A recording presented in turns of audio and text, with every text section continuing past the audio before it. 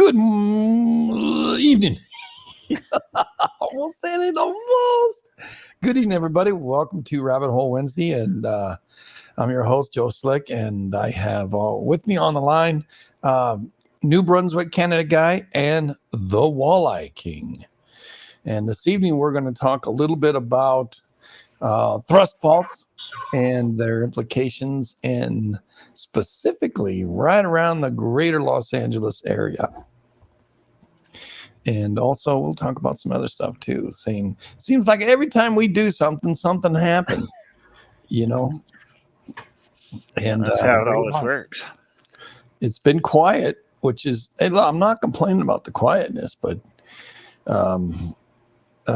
yeah. Dun, dun, dun, dun, dun. Let me look at what's going on. I guess we had an earthquake just a little while ago. 6.2. Oh, yeah. Triple junction right there, Papua New Guinea, and the Bismarck Sea, the Pacific Plate, and I don't know what they're going to call this Papua New Guinea. I mean, all right. If you don't know what I'm saying, here, let me put a share on here for you. There we go. All right. First of all, how are we sounding? We 5x5 out there? Because y'all sound good to me, but I don't know. Dun, dun, dun, dun, dun, dun, dun. There you go, baby.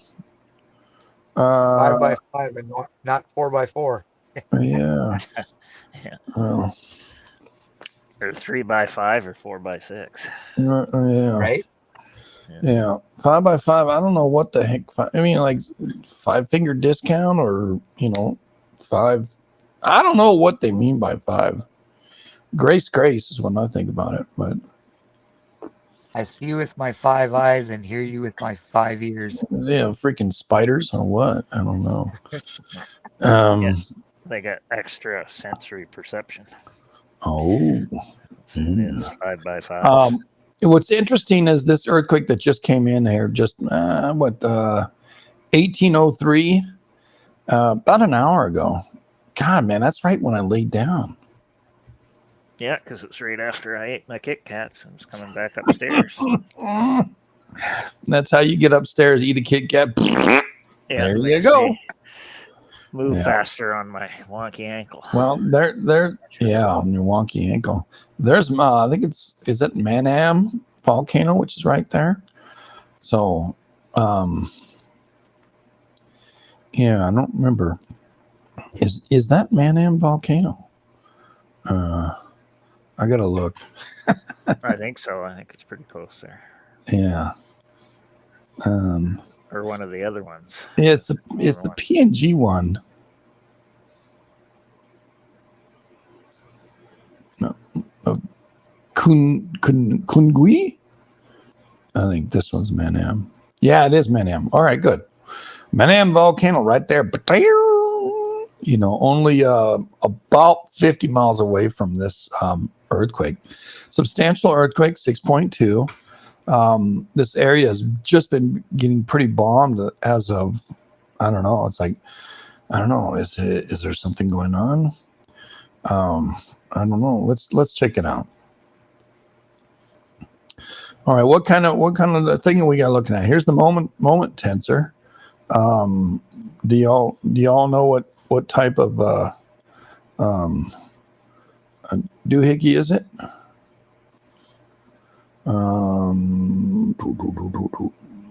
It's pretty close to strike slip. Yeah. Let me see here. That's kind of what I was thinking too. Yeah, well, Bougainville just got the 6.6 or whatever it was there the other day. So, like 3 days ago or whatever it was. Yeah, that's been downgraded by our friends to a 6.4 now. Oh, yeah. Tsunami.gov still holds strong on a 6.6. Well, yeah, because Bougainville usually goes off after New South Wales has their swarm. All right. Because I looked all that up before. Because I looked up all the records they had on the New South Wales quakes, and then I looked up to see if Solomon Islands area has quakes like right after New South Wales has their swarm down there by Sydney, and it does. So I wasn't surprised about the sixes up there. Because if Australia's being pushed up on from Antarctica, that would make sense. Well, Didn't they just have like a 5.1 Six- recently? 6.3. Yeah, that 6.3, swarm that was down there by Sydney, 6.5. there at that place where the coal mine is. That 6. area's got hit with quakes before. Yeah. Because I looked them all up. It's a 6.3. Yeah. I found a study that went way back in the 1800s. Oh, pretty close. Them all. Well, I'm going to think USGS has got it pretty right on the money. 6.2. I looked at it. I got 6.3 on the high and then 6.0 on the low. So,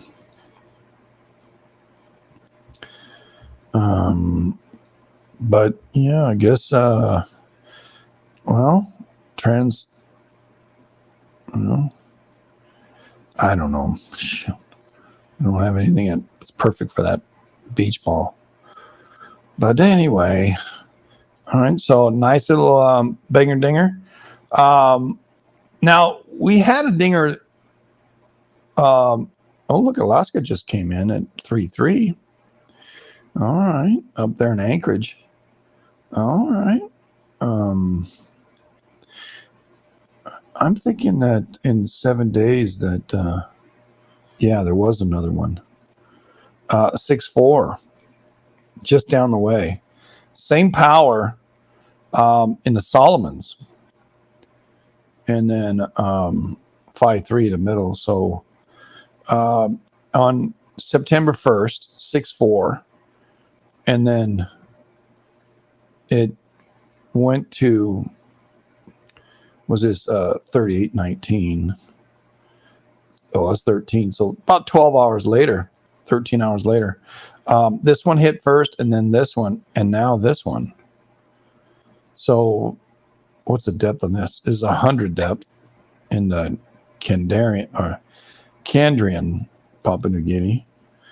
And then Panguana, 39 depth, and then the one we just had, 10.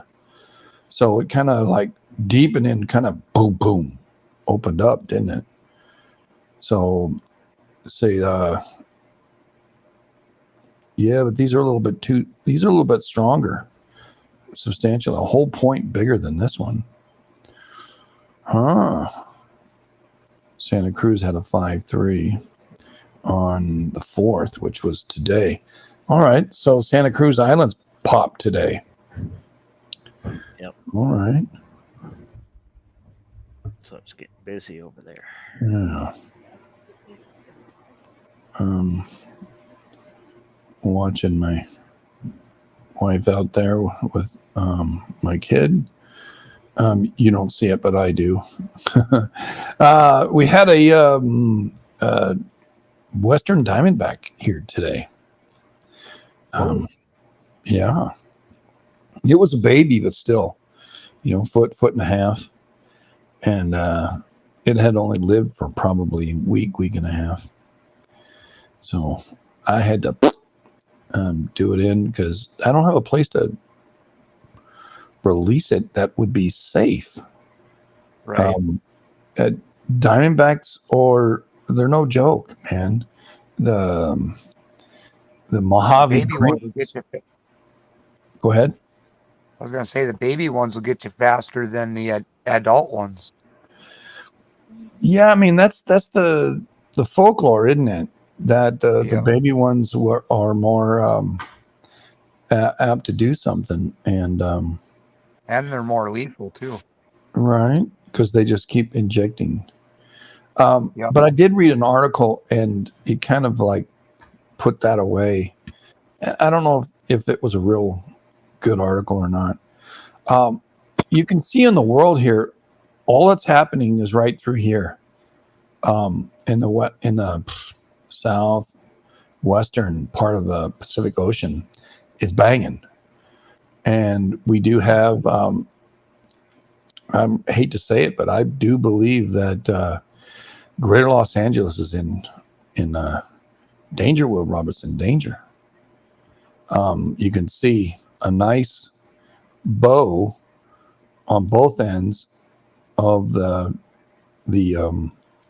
basin and range, and yeah, I would almost suspect you would see a 7 somewhere from Fiji to PNG before that would happen, though, in my mind. yeah. Just my opinion, though, too. Sure, we're popping off with a 6.2. We had a 5.3 today, and a 5.0 prior to the 6.2.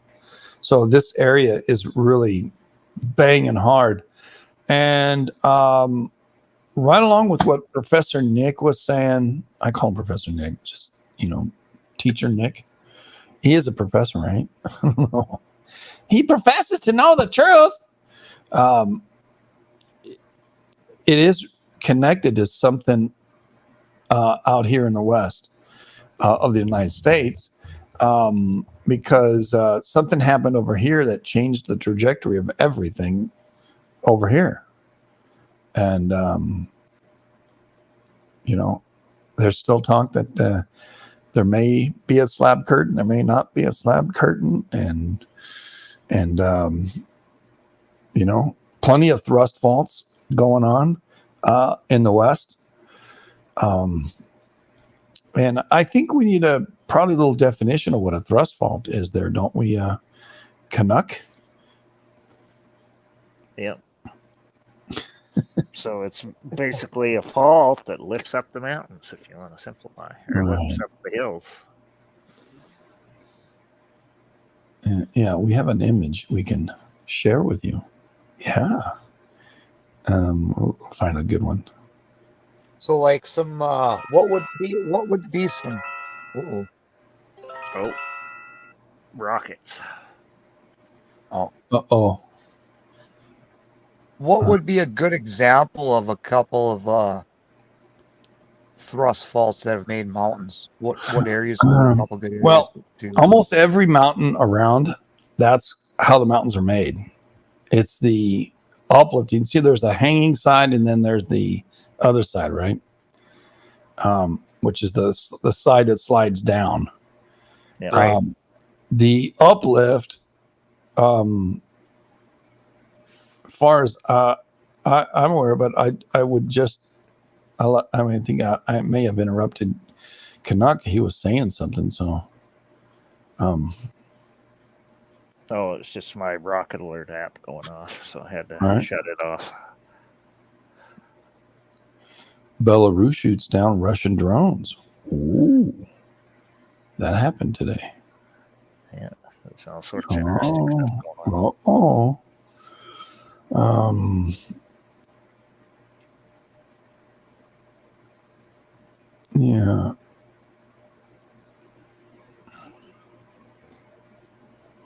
Lake Superior's got some big waves. I'm trying to look to see if there's anything in the rockets that's live, No, it's only one town that came up with the name, so I imagine it's in northern Israel, but I haven't looked. Right. Can't hear. Just to find out.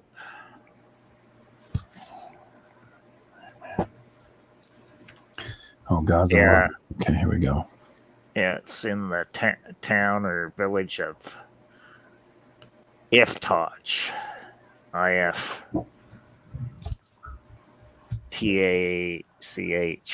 But it's right close to the border of Lebanon. All right. But it was going crazy this morning because there's like 100 to 150 rockets. So that's the first one since. Oh, yeah? First one for 9 hours. I got because it tells me on the app when I can look and see when the rocket alerts were. It's going crazy this morning. Yeah. Because they fired 100 to 150 rockets into cocksuckers. northern Israel. Yeah. I should just call them goat lovers. Yeah, freaking goat lovers. I don't know. But anyway, you got to get back. Yeah, to let's stuff. Yeah, thrust faults. Again, I'm bad. Yeah. Well, basically, any mountain range or big hill were pretty much created by a thrust fault at some point in time. Yeah. So it's just uplifting, right? Yeah. So they're not like strike slip ones. So it's not moving like blocks moving left or right. It's stuff moving up and down. Okay.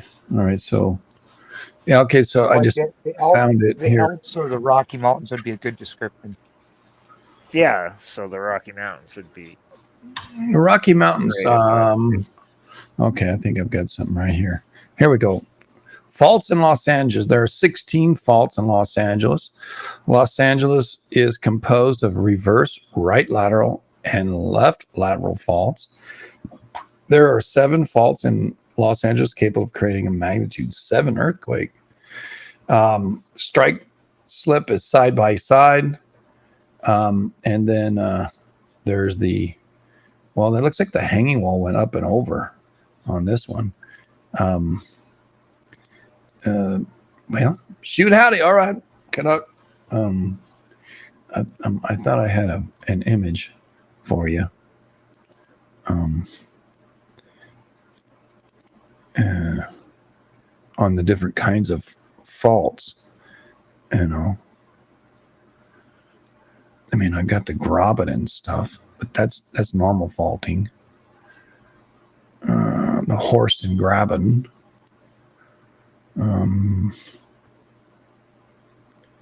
I mean, if we can show an image of something, the different kinds of faults, people might go, okay, well, I know what that is.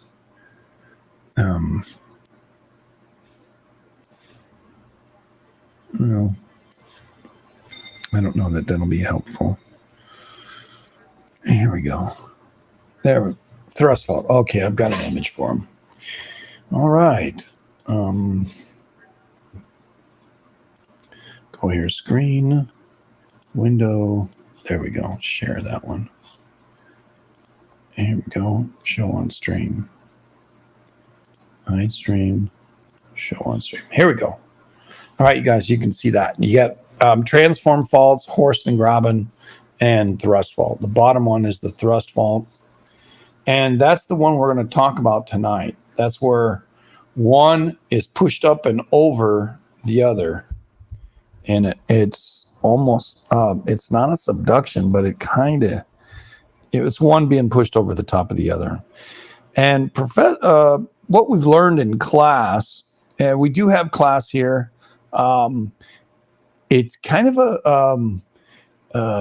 what would you do that when you're in college? You kind of sit in on a class and try to, it's not a challenge, but anyway, something like that.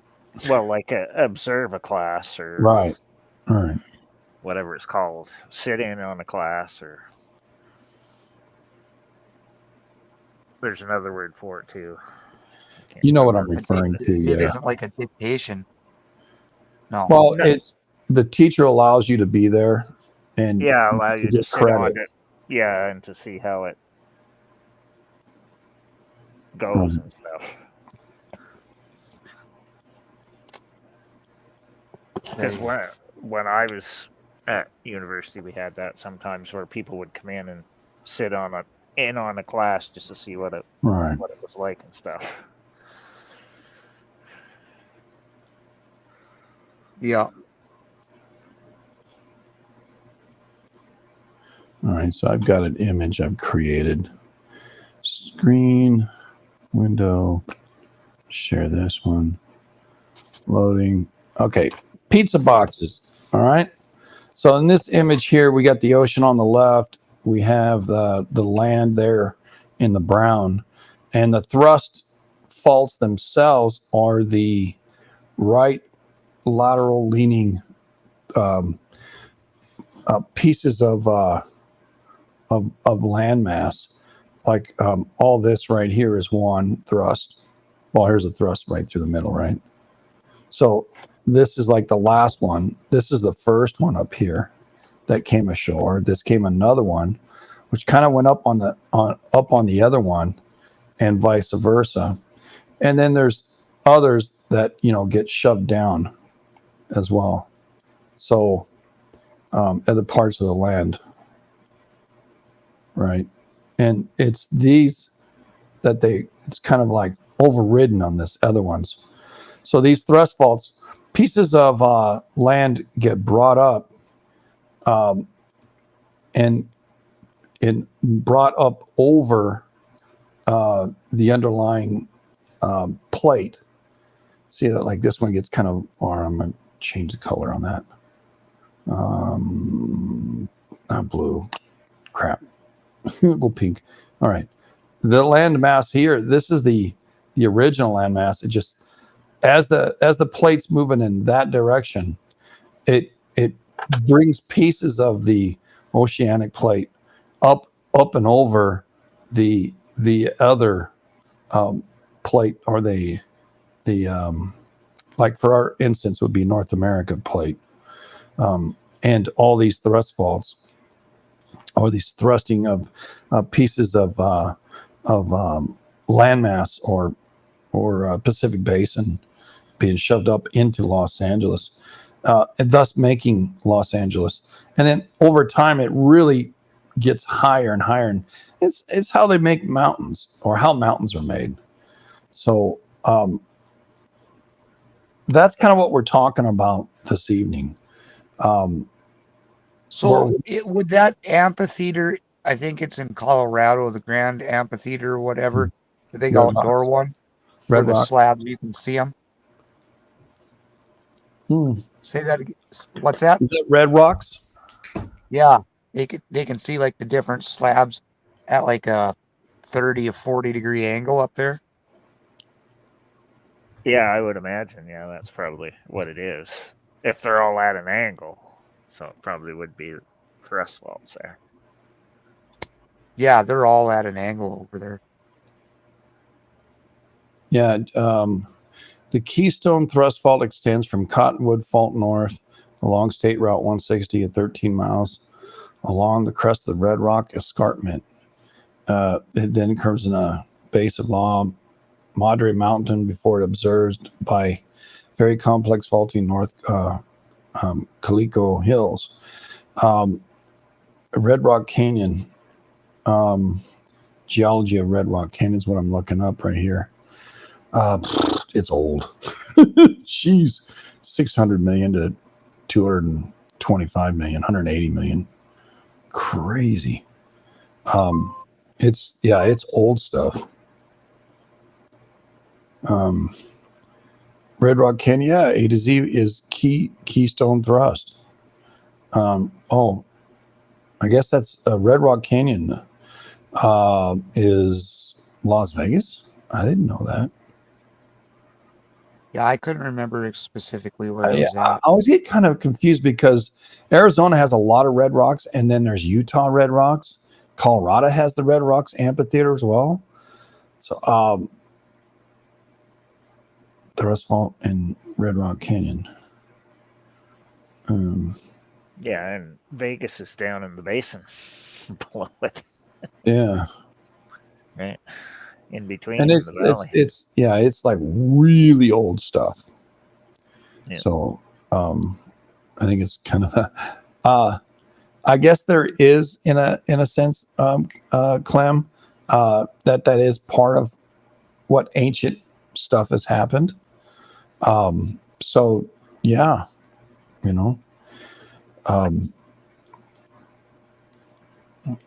significant faults in Los Angeles: the Pointy Hills Fault, Compton Thrust Fault, Newport Inglewood Fault, Raymond Fault, Northridge thrust fault, Santa Susana fault, Sierra Madre fault zone, and the Hollywood fault zone. Yeah. And this is what we're looking at, this presentation. Yeah, so those are the ones they think that can make sevens. Yeah. And I think this one is from like 2017 or 2018. So they've added other ones since then that can make sevens. But I'll get into that later. All right. The Northridge thrust fault is a blind thrust. I don't know the difference between blind. I think it has just to do with the hanging wall, right? Yeah, they can't see it. Evidence at the fault, right at the surface. Okay. That whenever they say blind, that's what they mean. So they know it's there based upon the studies they've done, because they found the Northridge thrust fault. That's what the Northridge quake was on in 1994. So they didn't know about the Northridge thrust fault until they started investigating the Northridge quake in 1994. So a lot of these thrust faults, all the information about them is since the 90s, but I'll explain that more when. Yeah. Okay, I got a diagram here that'll help you. It's from the USGS. So I'm going to put that on screen and try and, yeah, okay, we're sharing this. Good.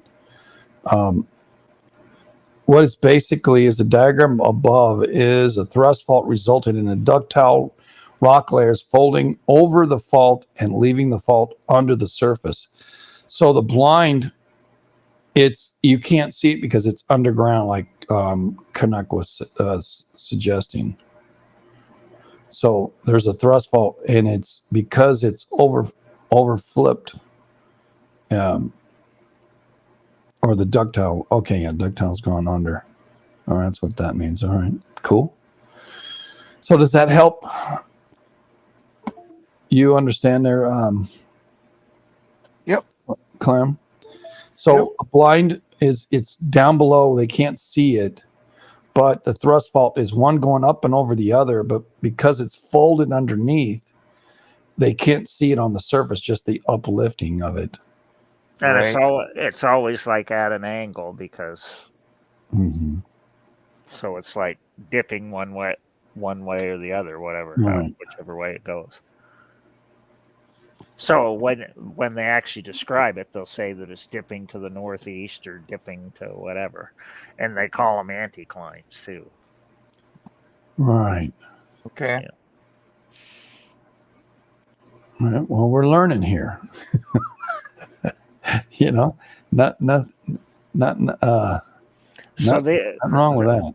Yeah, the ones that are in that PowerPoint are the ones as of, I think it was 2017, 2018 when they did this PowerPoint presentation, because it's all the people that have studied the faults recently in LA.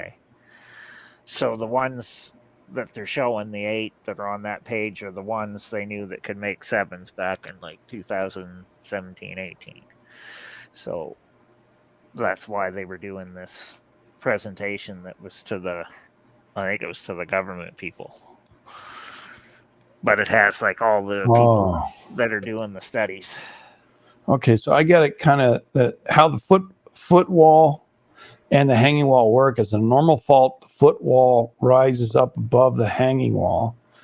And reverse fault is the hanging wall rises above the foot wall. And yeah, what the heck? I mean, that's it. Well, damn it. It's not what I wanted. Just give me the picture, will you?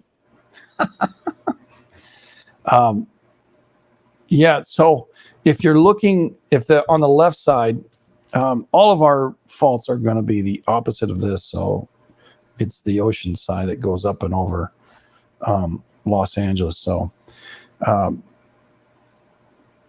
it's like a reverse fault, but it's not, huh? Wow.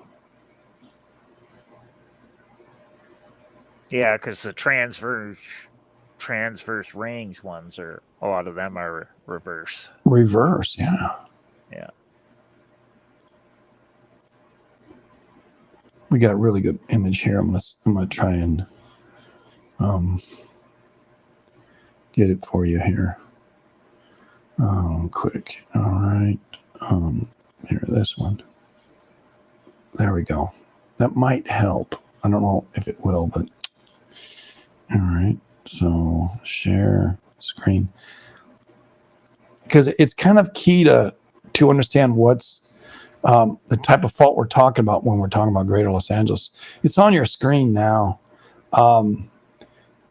There's simple thrust scarps, hanging wall scarp A, B, C on the top, simple pressure ridge. This C is what we're looking at, except for it's the opposite direction. So I don't know if I can flip it. Can I? How do I? I don't know if I can do that. Can I flip it? Sometimes you can do that. Well, I guess I don't know how. But anyway, because it's the opposite to this. It's the top part here. It's coming from the ocean and it's rolling over the other one. And that's what's happening in Los Angeles. Low angle pressure ridge, back thrust pressure ridge. And that's kind of what we're dealing with in LA. So I hope Yeah, the first one they talk about, which is going to be next on the next slide, they talk about the Northridge thrust one. right. So we may as well just go through them and Right. give all the background. Right. Yeah, let me get to you here. So boop, boop, pew. Nope. Is that? Nope, that ain't it. That's the one. All right. Let me show on screen. Here we go. So we're talking about the Northridge right now. There's not a whole lot of image on their thing. That's why I wanted more detail to really kind of understand what's going on. The Northridge fault, 6.7. That's what it did. Yeah, I think in 94, looks like. January 17, 1994, 4:30 in the morning. I remember this, boy. Yeah. My wife and I were just barely together then. We got together in October. Yeah. So, okay. Next, Palo Verde fault is the largest fault in Los Angeles. It's a right lateral reverse fault. Wow. That's interesting. Right lateral. Yeah. And the new studies on it as of 2022, which I'll talk about later, now say it can make as high as a 7.8. And it basically runs under right where all the landslides are happening now, if you look up the map for it.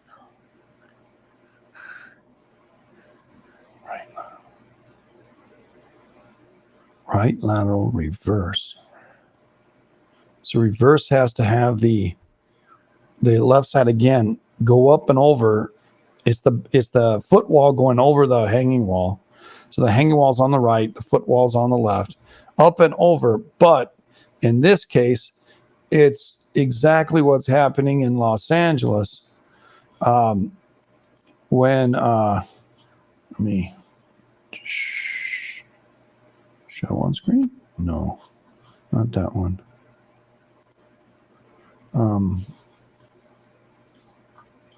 Okay. Screen. Bear with it. We're just a little slow. Gotta work this up. Here we go. All right. So because the Pacific Ocean's going that way, North America is going that way in Los Angeles. That's not the whole everywhere else. Okay. It's only in Greater Los Angeles area. So what's happening on the hanging wall here? We've got the fault moving in just like that, and this one's riding up and over this one as it goes by. So in 3D, I guess that's how we'll do it. All right, because this is lower.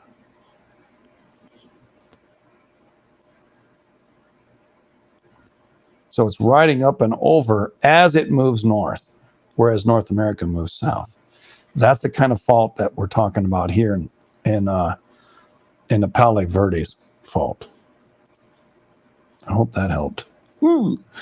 It's 80 kilometers long, the Palo Verde fault. Probable magnitude between 6 and 7, could be greater. It may rupture due to geometry of the fault itself. Slip rate is between 1 and 3 millimeters a year. The port of Los Angeles is close to the fault, so that's not good. So that means it's the Palo Verde fault. That's kind of right where the landslides are happening. Am I correct there, Canuck? Yeah, because the Palo Verde fault goes offshore, but where it comes on land is right under where all the landslides are happening right now. But I'll talk about it more later once we get through all this other stuff. All right. And looking at faults right there. This is, well, I can't zoom in on it. The Huntington Beach, I don't know what that one, Coronado Beach. Anyway, so here's the Palo Verdes right here in Los Angeles. Yeah, you can see this. So the Palo Verde fault goes right through this. And the slides are happening right there. So there are several faults that are offshore that come onshore right there. All part of the greater San Andreas fault systems. However, because of the compressional component up here, we've got east-west faults and we got north west to southeast. And do we have northeast to southwest faults? Cannot? Well, there probably is, but in what we're doing here right now in the LA ones, I don't remember seeing any northeast to southwest ones. They're all like east-west, northwest to southeast, right, in the LA area. So jump on to the next one. The Point of Hills fault is a blind thrust fault. Again, that's the fault itself is underground, and it's riding, the landmass is riding up and over the interior. And it was discovered in 1999. USC is right above the Point of Hills fault. It's about 40 kilometers and can produce 7.2 to 7.5. Now, it's half the distance of the other one. That's where the 4 point whatever was here back, whatever that was, a few weeks ago. All right. So moving on, Compton thrust fault.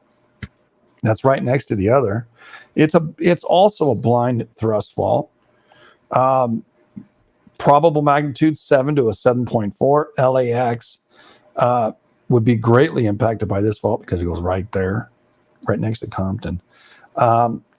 Displacement is 1.3 to 4.2 meters. So it can move 12 feet. Holy God. The length of this is not like, it's a little bit shorter than the Point of Hills fault, 60 kilometers. It's had 6 large earthquakes in the past 14,000 years. Yeah, and I have the study on that one that gives the years. So the last one was 750 years ago, according to their calculations. So we do estimated 14, 1, 2, 3 divided by 6. That's about every 2,300 years. On average, this thing has a 7 to 7.4. Crazy. Yeah. All right. So let's look at the next one. The Los Angeles Basin. The San Gabriel Mountains and the Santa Ana Mountains is what makes it all dangerous. Earthquakes don't kill people. Buildings do. Yeah, that's the truth. I wish this was much larger, but it's not. was a pain in the ass to download too. Sedimentary Los Angeles Basin. Center Los Angeles Basin. The deepest spot is 10 kilometers or 6 miles. A giant bowl feature has walls consisting of San Gabriel Mountains to the north, Santa Monica Mountains to the west, Santa Mountains to the south, Palo Verdes to the west. So it's in a big bowl. Bowl of sediment amplifies the motion of an earthquake in unpredictable ways, somewhat similar to the shaking of a bowl of jello. Yes, sir. And a basin primarily consists of sand, clay, and silt. It's all runoff from the mountains. See, everything runs off from the mountains right into Los Angeles. And now they built everything on there, like the Los Angeles Dodger Stadium. That's on a bowl too. The bowl, it's 50 miles long, 25 miles wide, the Los Angeles Basin. The basin walls, the Palo Verdes Peninsula, mountain ranges line the basin. Shaking from earthquake in the basin could be 5 more times more intense than in the mountains.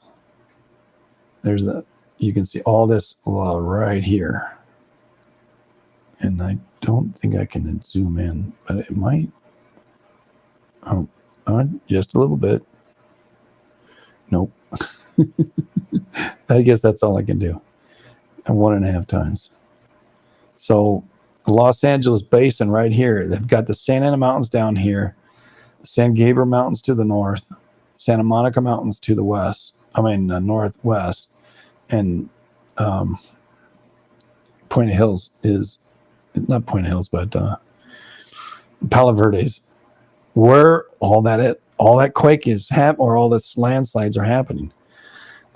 In the south of Santa Ana, down along the coast, there's severe erosion happening where they have to fix the roads and trains that ride along the coast because they're disappearing at a pretty phenomenal rate.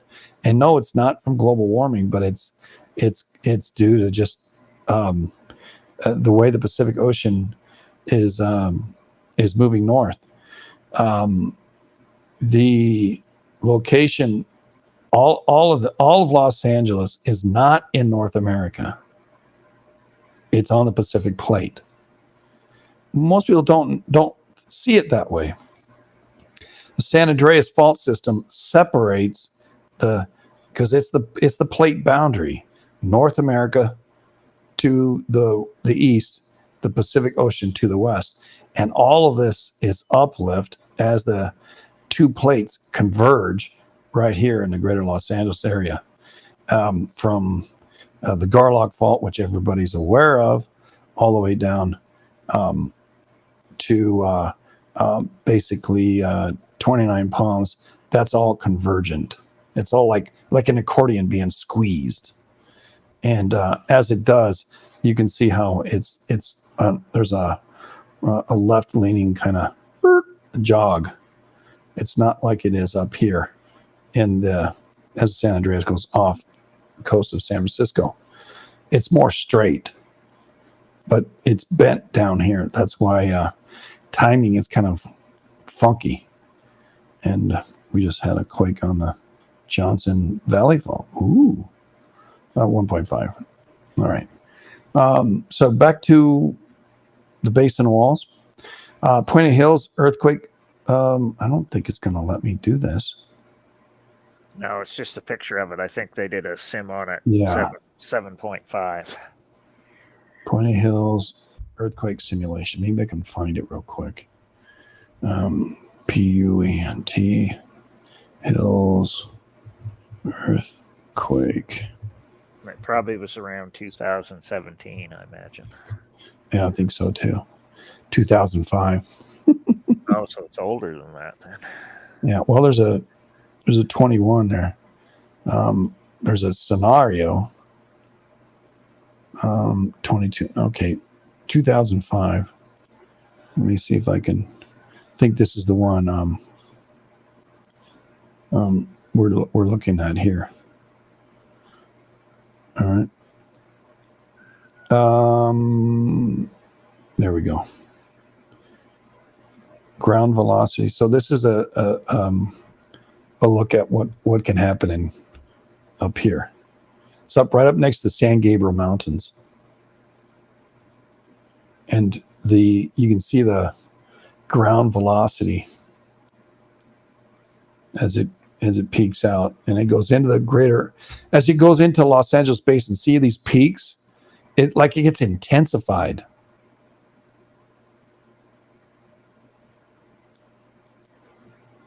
Yeah, because the sediment enhances the Right. shaking.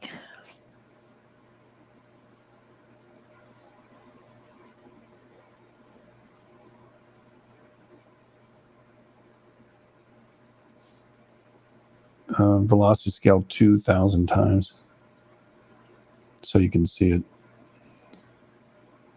SCEC Animations, that's who created this. Point of Hills Fault Study Animation.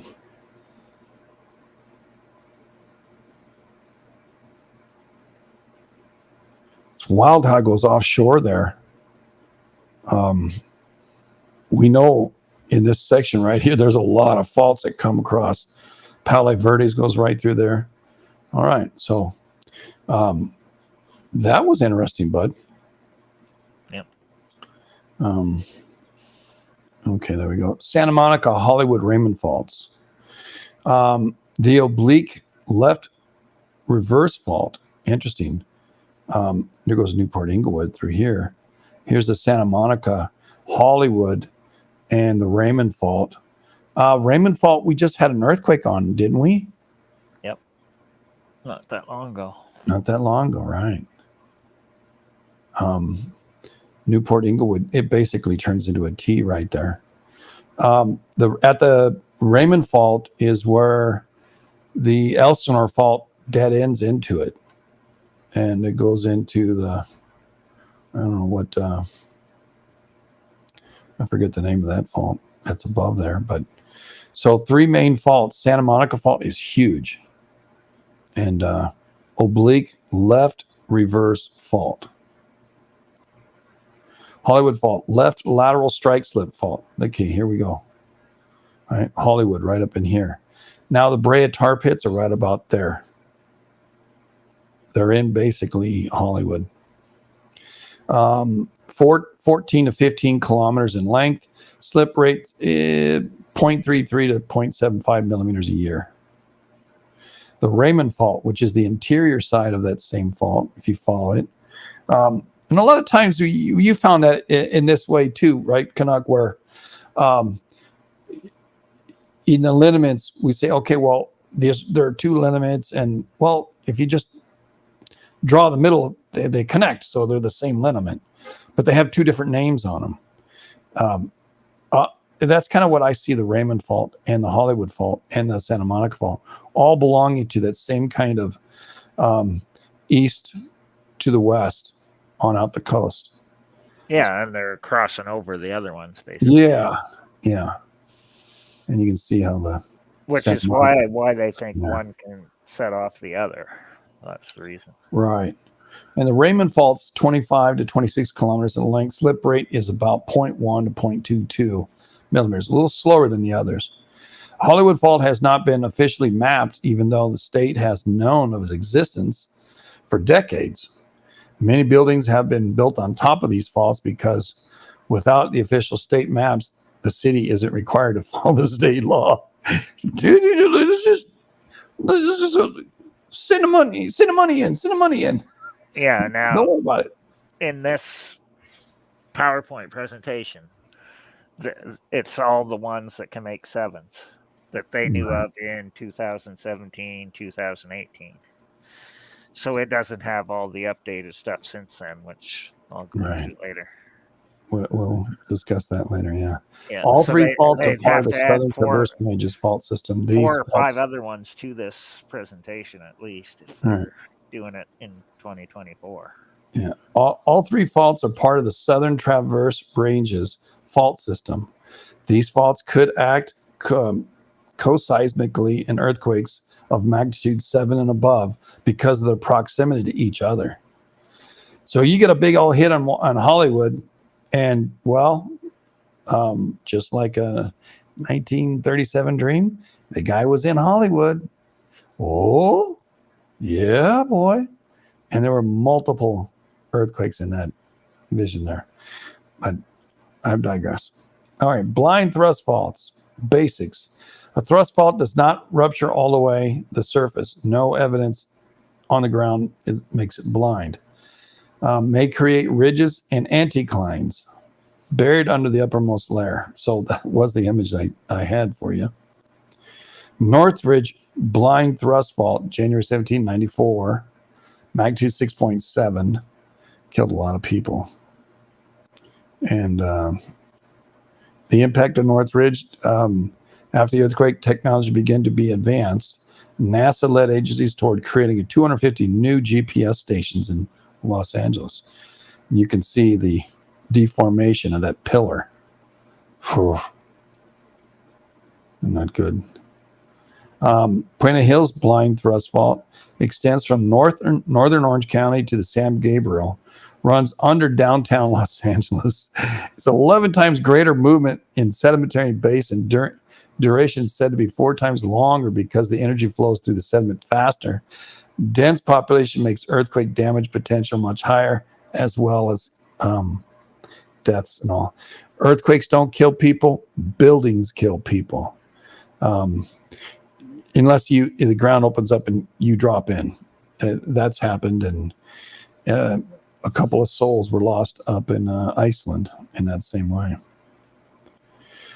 Compton blind thrust fault, average slip rate of 1.4 to 0.4 millimeters a year. Active fault and sedimentary basin found throughout displacement of the earth can harm the Los Angeles area. No kidding. San Gabriel Mountains. How the San Gabriel Mountains. Now, so you know, San Gabriel Mountains are massive. They're all part of right up here, northern LA. All right. And it's, San Andreas goes right through it. You got San Bernardino Mountains on the North American plate, San Gabriel Mountains on the Pacific plate. All right. So we have Palo Verde's down here, Santa Monica Mountains here, San Gabriel Mountains here. There are mountains here that are 11,000 feet up there. All right. That's quite a way. And it's all flat. Also, boom. Like most everybody's seen the towering buildings in Los Angeles. Those mountains in the back, that's the San Gabriel Mountains. They're huge. And it's like flat land and also boom, straight up. I've been up and on the top of them plenty of times. And you can see a long way when you're up there. But anyway, Pacific plate, North American plate. We just said that. How they were uplifted. Fault zones of San Andreas, San Gabriel, Sierra Madre, and Cucamonga. In my experience, the Sierra Madre is a monster. It's huge. It's long. San Gabriel is right up against the mountains, and the Cucamonga, I've had pretty good ones in that one. Okay, here you go. Transform faults. It's a spreading. The hanging wall drops down. The footwall rises up. And it strikes up side by side, right? Reverse thrust faults is the compressional and going side by side. That's how they did it. San Fernando. Well, this is the worst earthquake I ever had in my life, and knocked me out of my bunk bed. I fell right to the ground, splat, and it was a 6.6 on February 9th, 1971 at 6 a.m. The hypocenter was 12 to 15 kilometers in depth. 58 people died, and it knocked the freeways out. That sucker did. But it's north of Los Angeles, is in the Northridge area. So 1971, and then you got 1994, right? So Yep. 20 years apart, two major quakes in San Fernando. That's significant. Yes. The earthquake occurred in San Fernando Fault Zone on the Santa Susana Fault, maybe. The fault has an average slant angle of 45 degrees, dipping beneath the San Gabriel Mountains. Land movement included strike slip and overthrust motion. Surface displacement 1 meter, so 3 feet. I mean, the land opened up or moved 3 feet. I watched my living room. I lived in Huntington Beach. When I stood on one side of the room, the crack went down the middle first. Saw the tiles break, snap, snap, snap, snap, in a straight line away from me. And I'm going, wow. And one foot was on one side and the other foot was on the other side. And I can feel the pulling away and a side by side back and forth, like wax on, wax off kind of thing, but independent of each other. So the left leg was moving opposite of the right leg. And, I guess for me, that what got me into earthquakes since being a kid. I was only, I don't know, 5, somewhere in there. No, almost 6, 5. But 1994 Northridge quake, 6.7, much bigger quake. You wouldn't think that the magnitude 6.6 and the 6.7 rupture began depth of 19 kilometers and ended in 8 kilometers below. So that crack came up toward the surface. It was preceded by 2 clusters of foreshocks. 60 people died and a bunch of money spent on the Northridge. And police officer lost his life. On the highway, the bridge gave way. He wasn't there no more, and he went on a high rise. Pretty sad. Northridge thrust fault, blind thrust part that many consider part of the Oak Ridge thrust fault system. South dipping fault below San Fernando Valley. So you can see right here on the right, one riding up over the other where the Santa Susana Mountains are, right? So it did that. Rupture from the fault movement of about 2 meters. Strong shaking, about 1 G felt in the surrounding area. Only physical evidence of is ground deformation with some uplift in Santa Susana Mountains. So it's a blind. The Northridge earthquake was on a blind, the Oak Ridge thrust fault. And pretty bad one, that's for sure. 1994. Oh yeah.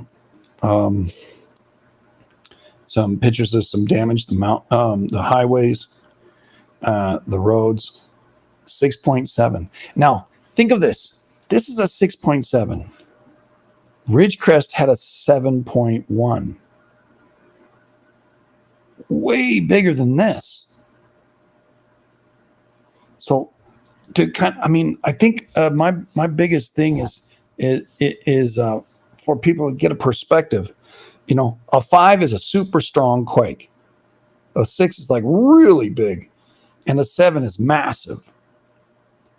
So the energy that needed to create these 7s is, and the damage that they're going to create is, and you're talking a 7.6 on some of these things that they think is going to happen down in downtown Los Angeles.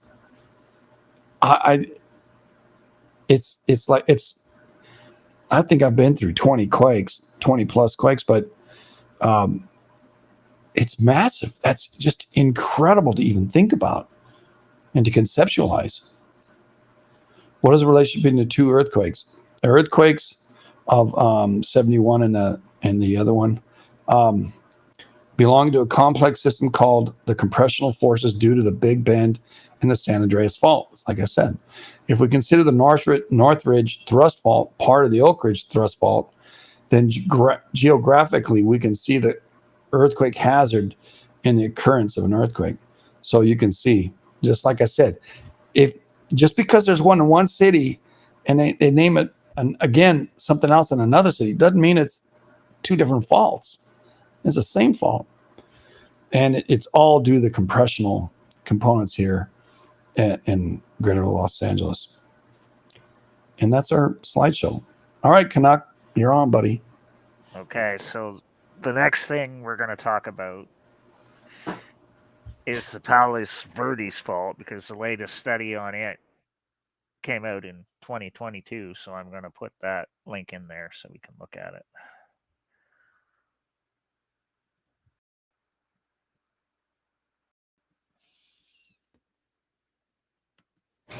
As we wait for my boy.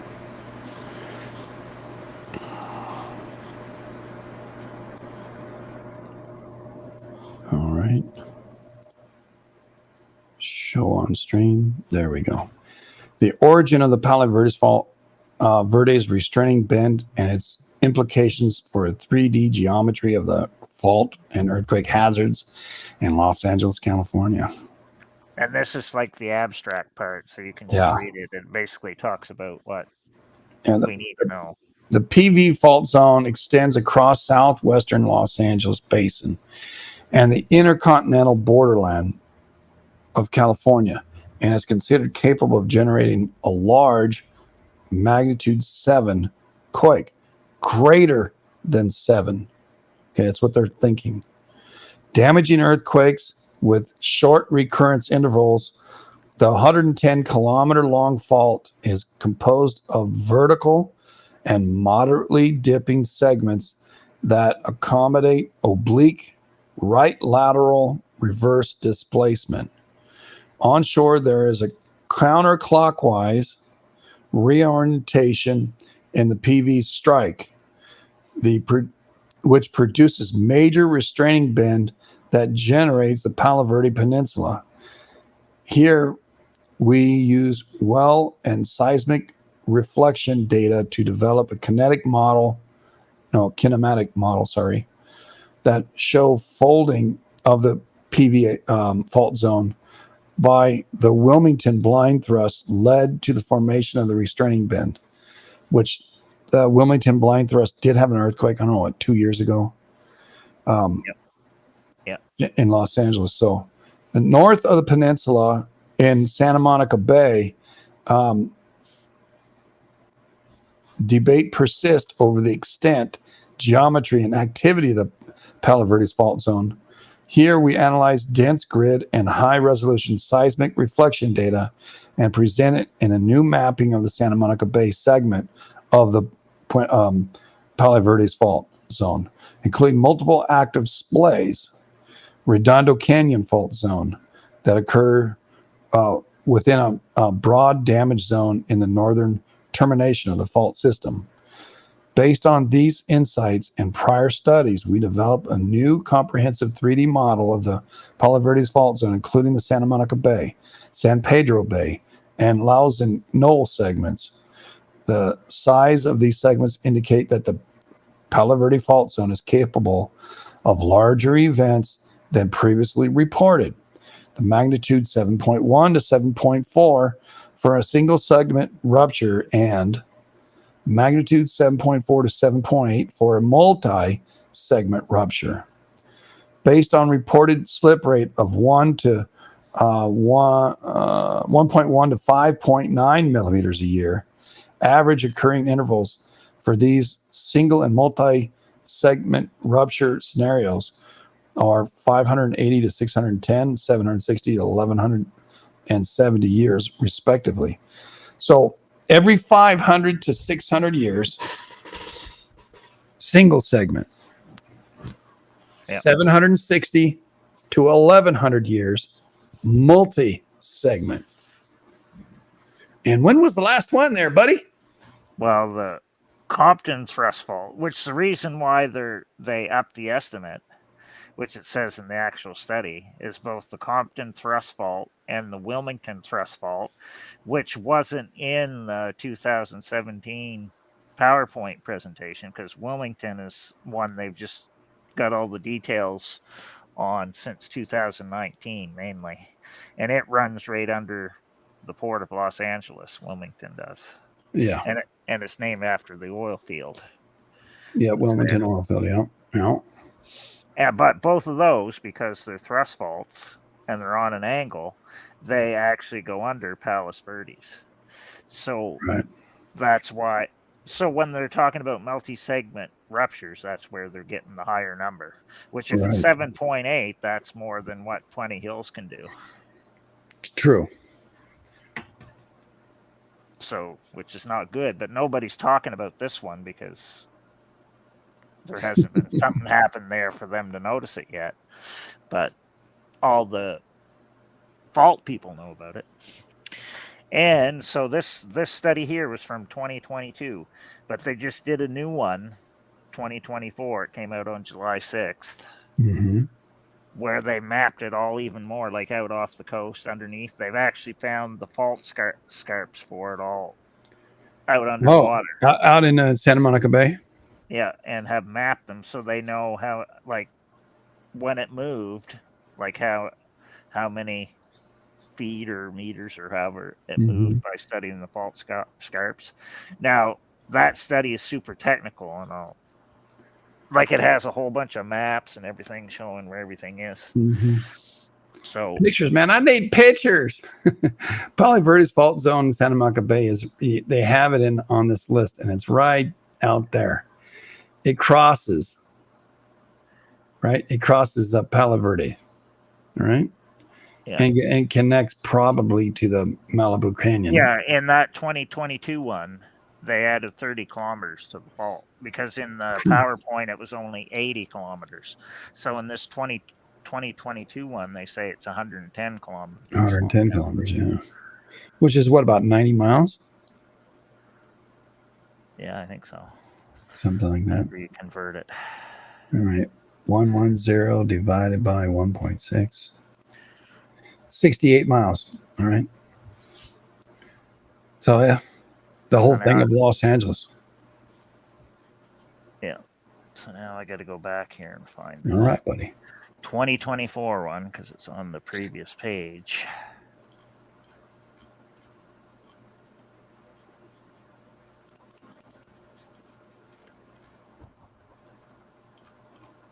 Is that the right one? Yeah, Santa Monica one is out here. I mean, Point of Hills fault. No, I'll click a bunch of stuff before I can get it. Yeah.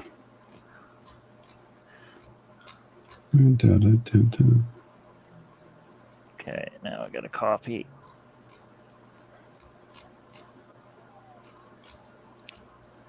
All right, it's not in any of these.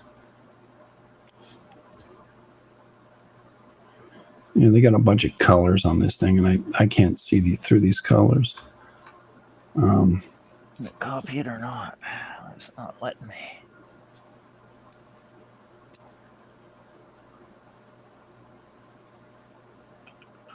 Let's see. Oh, yeah. There's your image of Los Angeles and San Gabriel Mountains behind. There. So it kind of gives you a perspective. All right, hold on, buddy. Download the PDF.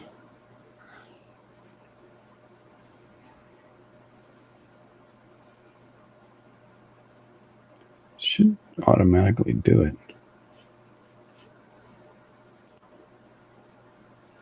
Yeah, I don't know. When I tried to copy it, it wouldn't let me the first time either. All right. Okay, characteristic of fault damaging zone from high resolution seismic imaging along the Palo Verde's fault. All right, so a lot of techno. Go ahead. And I'll try to zoom in on some of these. Like even if you just get, I think the first diagram shows it. Yeah, that's where I'm at. I'm in the first diagram here.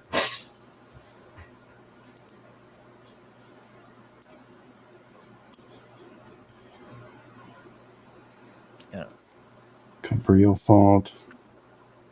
So, but yeah, so it shows like a bunch of the other faults because the Cabrillo fault is a little bit out from it, Palo Verdes is here. just off the coast or right along. Yeah, the there's coast. HB where I lived. Yeah. So here, yeah, so all this is ocean. And Palo Verdes is here. Long Beach is here. LA Harbor is right here with Long Beach. So what they're doing, you got the islands are out here too. This is leaning right into, so that's what, UD, PV fault. Okay. All right. So yeah, they got the southern section on this map that goes right across Palo Verdes. Yeah. And Yeah. and a splay off is the Cabrillo fault is a splay. Yeah, because the whole purpose of this thing that they were doing is to figure out how much damage it can make. Right. So they go into super technical because they explain how they're getting all the readings and what they're using to do it and all the bathymetry and all that stuff.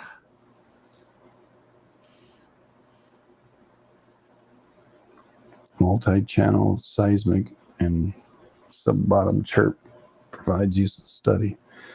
They're studying the hell out of it. That's what they're saying. Oh yeah, see there's.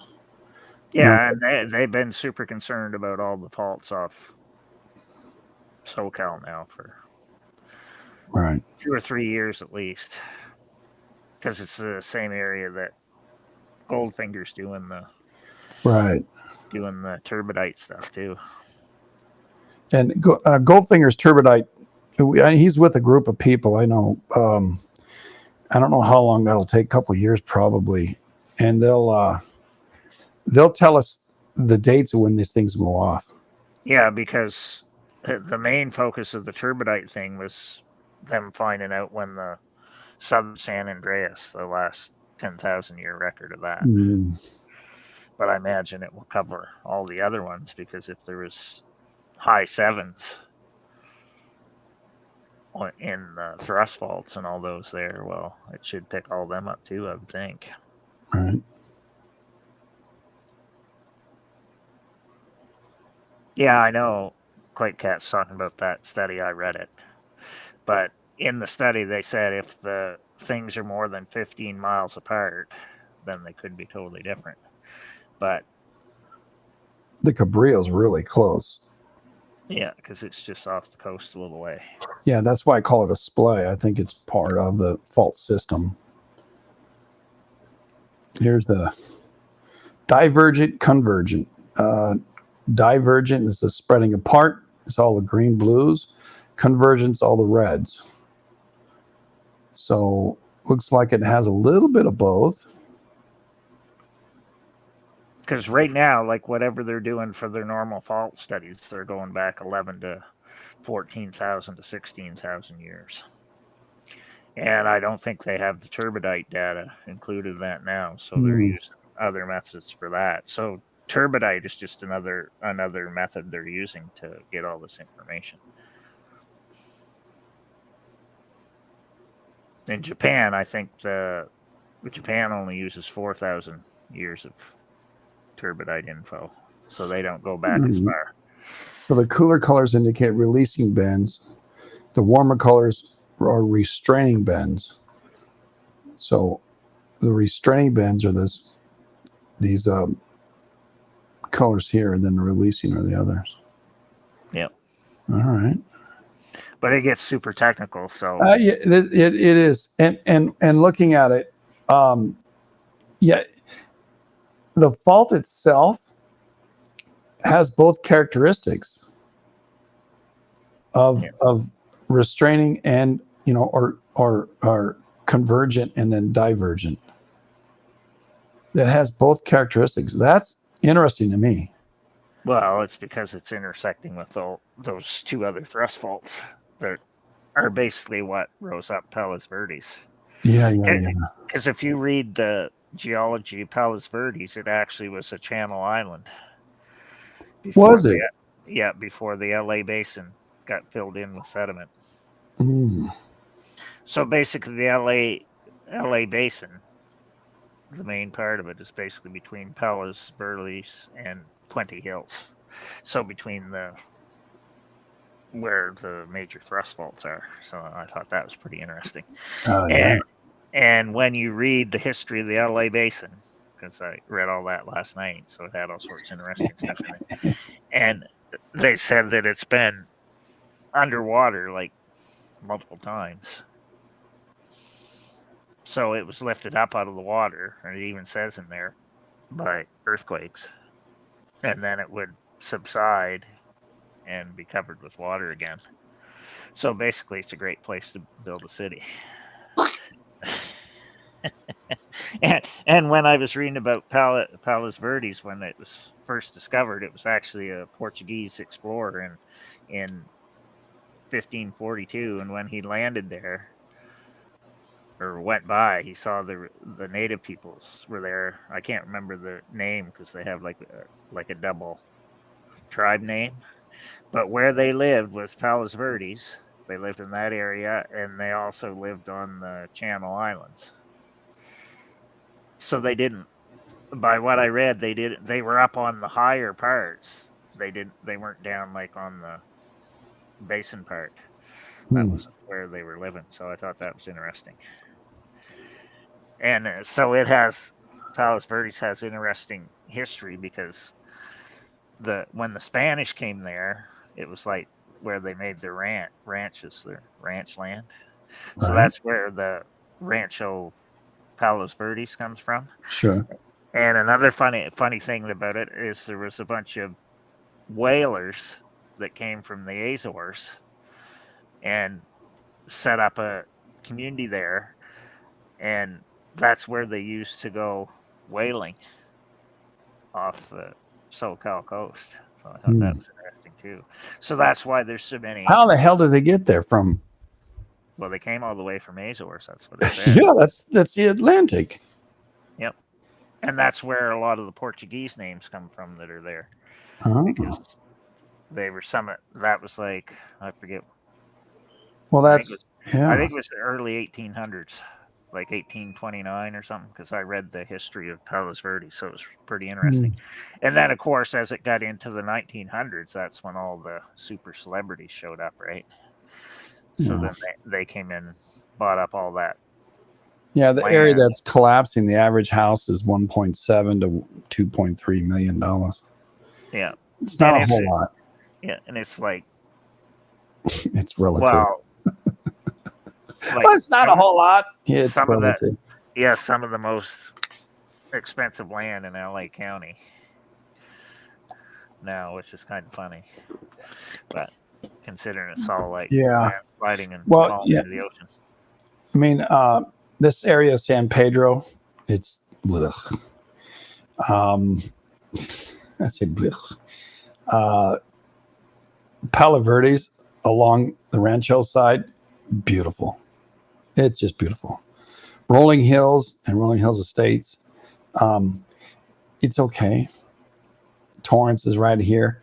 All of this heavy Wilmington, that's where all our gas is.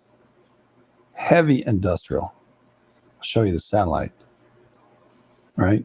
You can see all the building, right? Planned communities, what have you. All this is industrial. And you can see here's LA Harbor in Long Beach, right? And Wilmington, all of this. You can see. Look at all the gas tanks. Yeah, Wilmington basically goes right under the port. And you can see, what do you see here? Look at all the trains. Yeah, from the port of Los Angeles. Yeah, I mean, and crazy. Here's the LA River right there, or that one. I don't remember which one it is, but it's not a pleasant look out here, Torrance and all this. But Rancho Palo Verdes, it's really nice over there. Yeah. And the Compton thrust fault just by itself can go 7 to 7.4. And Wilmington can go in the 7s just by itself, too. Really? That's not Yep. good. Yeah. So the Wilmington one wasn't even in the PowerPoint. No, it was. Because the studies on it just came out in 2019, the I don't same know year as if I can Ridgecrest. get this. This is Archie's, and I don't know if I can Now, since get it all these for new you. studies that came out since 2019, the USGS has to decide if they're going to include all these new studies and the thrust faults with the updated things in their stuff that has to be redone over by next year, so 2025. Oh, Yeah. So they're deciding right now if they're going to include all these new ones in the stuff for 2025. yeah, you can see the Palo Verdes fault goes all the way to the Santa Monica fault, right? You see how it rides all the way down into the Coronado Bank fault zone. Wow. That's a long one, dude. That's kind of like Newport Inglewood that turns into Rose Canyon. Yeah, well, I've read all the ones that said all those ones are connected, but that's for another day. Or we'll Yeah, be here yeah. for 15 hours. But the Coronado Bank turns into the Palo Verdes, which crosses right through there. The Newport Inglewood goes right through downtown. The Whittier quake, which we didn't talk about, that's off the Elsinore. That's a splay off the Elsinore. Yeah, but they found the Whittier quake was actually the Pointing Hills thrust fault. So it wasn't. So it was actually the quake itself was in the Pointing Hills thrust fault, based upon the depth. That's why the depth of all these things are very important. I don't know. Yeah, I don't know in relation where the Point of Hills is. Well, it goes right under Whittier. Okay, yeah. Well, that segment, I'll tell you, I thought the Whittier quake, where I was in Huntington Beach, or where was I? I was in Yorba Linda.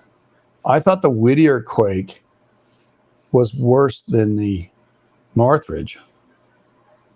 It just shook the hell out of me. But I was, in a different area. I was closer to the fault. That's why it shook a lot, pretty darn strong. But it was weaker. It was Whittier, I think, was a 6 point something.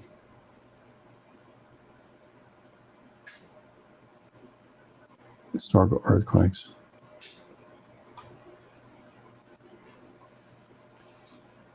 And then if you have the LA Times article link from June, we'll do that one next. All right. Why do I do that? Oh, sorry.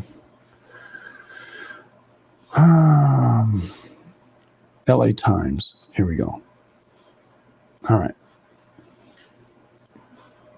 You're on. Go ahead, bud. Yeah. So the guy that they're interviewing in this is John Dolan. So he's the expert on all the Southern California faults. So he basically knows about all of them. When I first learned about him, he was the one that did the Garlock fault study. But his background is he started out doing the faults in Turkey, like years ago when he first started doing all this stuff. Then he came to Southern California and started studying all the faults there. And now he sent all his graduate students that he sent them all to study the Alpine Fault in New Zealand. But anyway, he knows about all of them. Like if you start going back looking at all the stuff from like 90s up to now, you'll see that his name's on pretty much all of them. The thrust fault studies and all the ones in the LA area and everything right up to Garlock. So when I started studying all these faults in SoCal in 2019, his name I was seeing a lot. So of course I researched him to find out what he was doing and all that type of stuff. So in this article, if you just read like what's in there, he explains all the stuff that's going on. He used like the the examples of the small quakes that were happening back in June. And that's what he uses to explain how it's working. So it's pretty interesting. Yeah, he's saying that still recent quakes are a reminder that Southern California is uniquely and deeply vulnerable to earthquakes directly under us. The risk is by no means limited to the region's most famous fault, the southern San Andreas, which apart from running under San Bernardino and Palmdale, is mostly beneath remote deserts and mountains, but is capable of producing magnitude 8 quakes. In contrast, last week's quakes highlighted nearby fault zones directly under most popular cities could produce even worse death tolls than the San Andreas megaquake, targeting our oldest neighborhoods with many unretrofitted buildings when they rupture. Yes, sir. My daughter lives in one of those.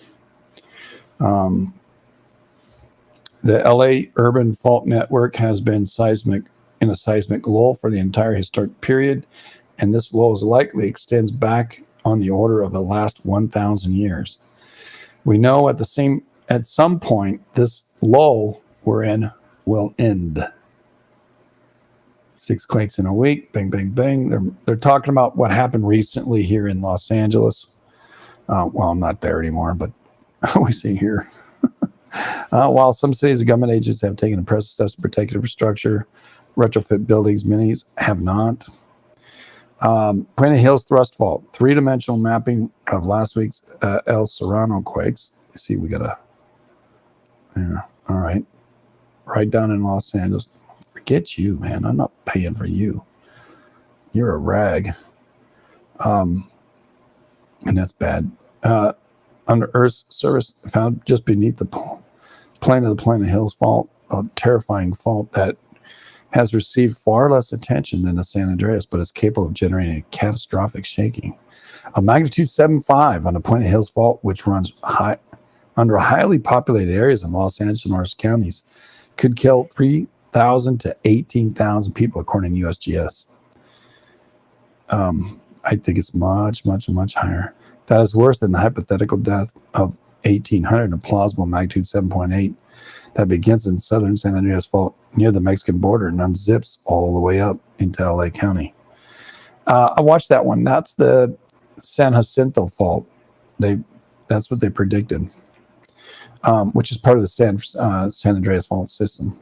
Puente Hills Thrust Fault was discovered in 1999 by John Shaw, Harvard University, and Peter Scheer of Scripps Institute. Concluded that the 1987 Narrows quake, which killed 8 people, ruptured on a small portion of the Puente Hills Fault. All right. God bless America. Freaking, you have no idea. They keep doing the pop-ups, but yeah, good stuff and the rest of it. Yeah. Well, it's only because they want money, and I'm not going to give money to. They're so freaking liberal. It's crazy. Oh yeah. It's like they have pink tutus, dress pink tutus, code. You can do whatever you want, I guess, in Los Angeles. The fault's like angled ramp deep underground, deepest along the 210 freeway corridor, where it is about 10 miles deep, and shallowest about a mile south of USC, where it's 2 miles under the surface. Wow. It dives down toward the San Gabriel Mountains because the 210's up against the mountains, I believe. Nope. Uh-oh. Yeah. More rocket alerts.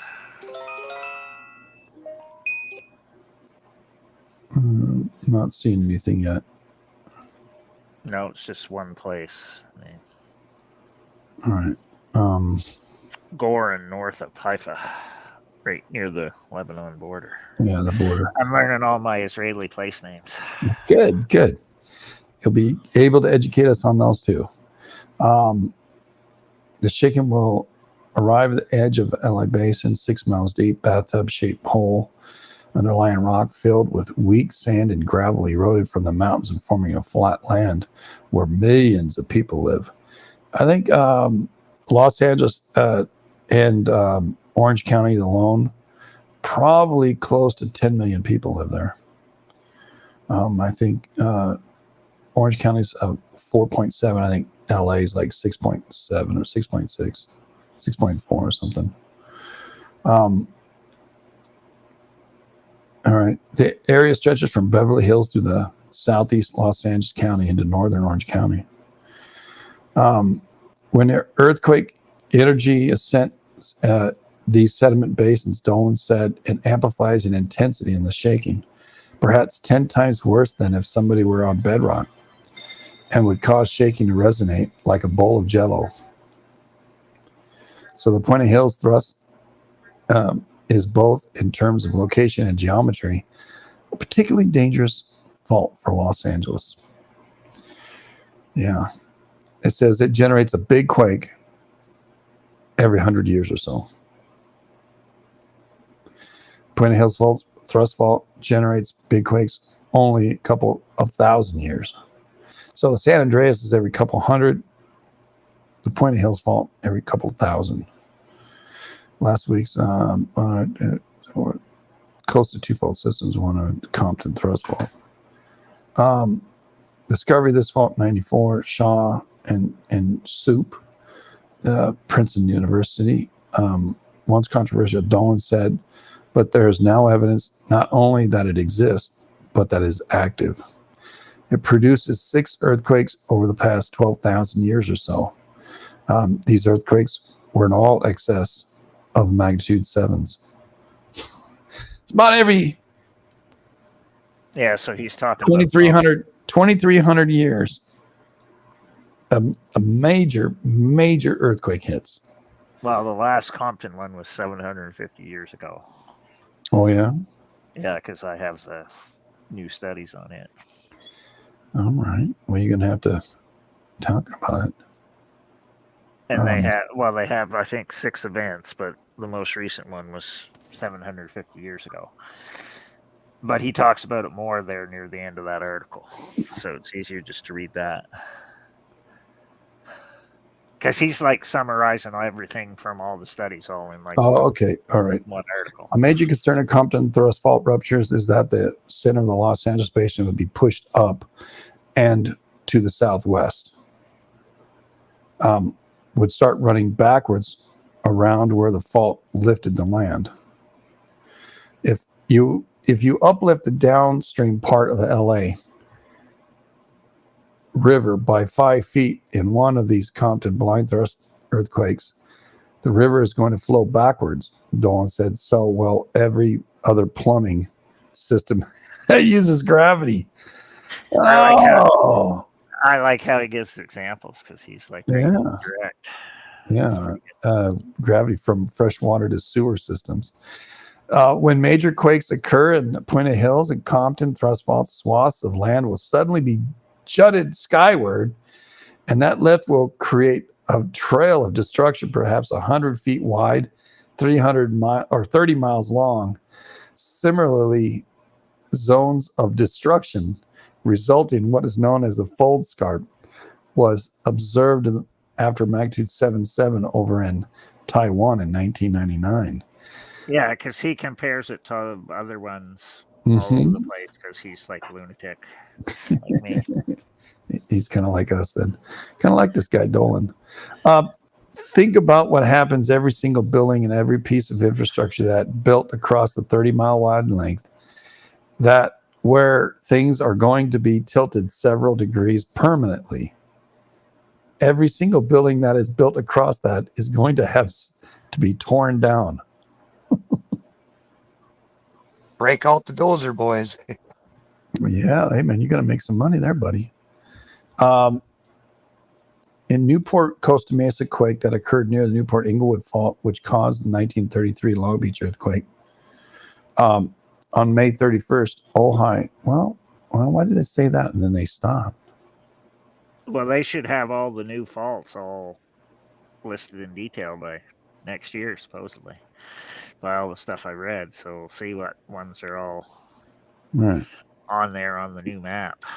Transverse range thrust fault system on May 31, Ojai Valley earthquake was the same general area as the magnitude 5.1 quake on August 20. Notable because it struck the same day Southern California, bracing for the arrival of Tropical Storm Hillary. No shit. I like all the stuff he explains in here. He's pretty good on it. Both quakes occurred along the transverse fault range thrust fault system, where Dolan describes an extremely complex system of numerous large east-west trending faults that built the mountains in the area. The system begins with the Cajon Pass and extends west through the San Gabriel Mountains to the Santa Monica Mountains, the Topatapa. What? That's north. Okay, yeah, all right. Topa Mountains and the San Ynez Mountains, all the way to Point Conception, west of Santa Barbara. Let's take a look. All right. I think he's talking about up here. Yeah, he's talking about all the east-west ones that go up. All these east-west ones right out here. Your Santa Clarita, the Ojai, Carpinteria, and Cayucos, Morro Bay, Pismo Beach, Lompoc. Here's it's the Garlock. All right. So just below that in Carpinteria is right here. Here's Santa Barbara. See the mountains, kind of the rate, how they rise? There are a bunch of faults that goes right through there. All of these. Fillmore, Santa Paula, Ventura, Simi Valley. That's San Fernando Valley. Yeah, these are the 71 and 97 earthquakes right here and here. So far out. He explains more going down. All right. I'm get back to it. Both quakes on Ojai. Anyway. Both quakes are transverse what Dolan describes extremely complex system and numerous large east-west trending faults. Okay. Traverse ranges fault system. Here's Santa Barbara. All right. We're talking about this area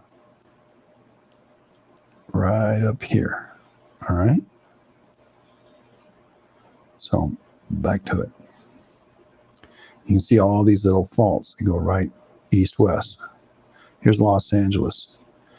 This is about 2 hours driving wise. All right. It's not short distance. It's probably 110 miles thereabouts, 120 miles. The Channel Islands are the top of the mountains ranges that are mostly underwater now, but were built by large thrust faults across the Traverse Range system.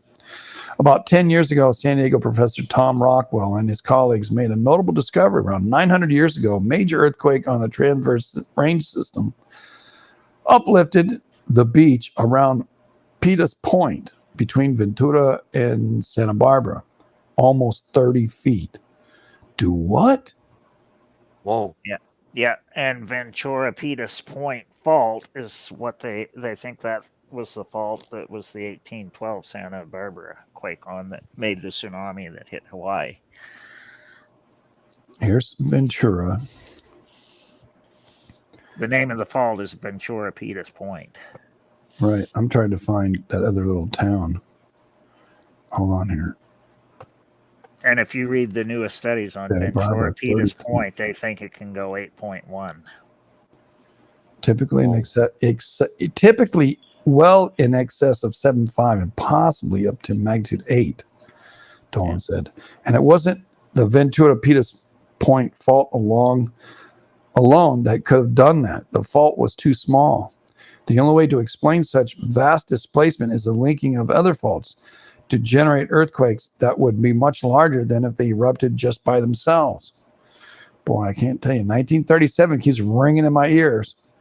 LA bargain with tectonic forces. Southern Cal beauty is also shaped by the same seismic forces that generate earthquakes.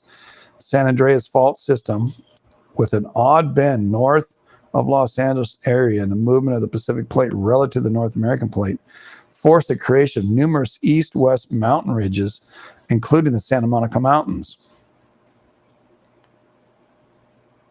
Earthquake faults also help explain why LA is where it is today. one of the largest cities in the world, not centered on navigable, not on a waterway, navigable, a waterway. The oldest part of Los Angeles, there used to be a source of fresh water just above the old Pueblo. Its location, Dolan said, was caused by the Hollywood Fault, which forced groundwater otherwise hidden to flow up and over a bedrock ridge, a key perennial source of fresh water. Quakes helped position Los Angeles where it is today, but they also threaten its future. And each of the three thrust faults systems near last week's earthquake will certainly rupture again. Seismic lows like the ones we're in now and we're enjoying end with a cluster of large multiple quakes. 1937. We know these big faults have generated very large earthquakes in the past and will do so again. These little earthquakes we've been having near these big urban faults serve as a reminder of the inevitable future of Los Angeles, which hasn't occurred in 1,000 years, baby. So and I guess that's the whole article. Yeah, so 1,000 years ago, it was the Indians on Palos Verde Hills and the Channel Islands. Well, they call them Native Americans, right? And I think if you're born here, you're a Native American. So this idea, the Indians, shut up. I'm sorry. I'm just pontificating here. They were born here. They were born here just like you were born here.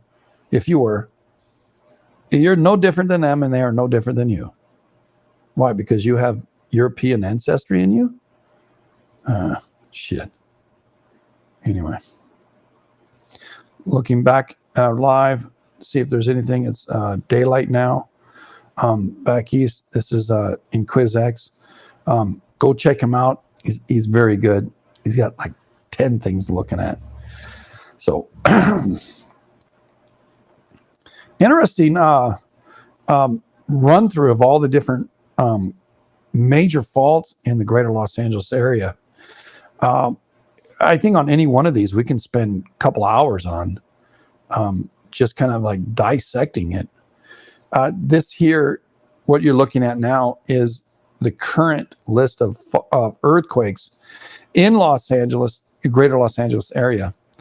Highland Park, they're small ones, but they're still happening. 1.9 Highland Park, which is not a good area to have that one. And you can see a trend in these quakes. You can see up in coming out of San Francisco, right? The Calaveras Fault. It's just an offshoot of the San Andreas that goes through Concord and all that. That thing's major. We have a bunch of them down here. We just talked about the Puente Hills Fault, the Santa Monica Fault, the Sierra Madre Fault, the Palo Verde's Fault, the Newport Inglewood Fault. All of these are massive. Not to mention the two ones that everybody knows, Elsinore and San Jacinto. I believe most people think the 1812 quake that happened in Southern Cal, that it was the San Andreas and the San Jacinto going at the same time. Yeah, and then the Santa Barbara one was right after. And then the Santa Barbara one right after, which is indicative of all the pressure, right? So if this pops down here, LA, you're not going to escape it. There's no way in hell. So I just put the Compton thrust fault one in there that lists all the numbers for that. All right. I already am part of this group. Oh, I have to. Oh, the abstract here, I can read it. We demonstrate that the Compton blind thrust fault is active and it has generated at least 6 large magnitude quakes, 7 to 7.4, during the last 14,000 years.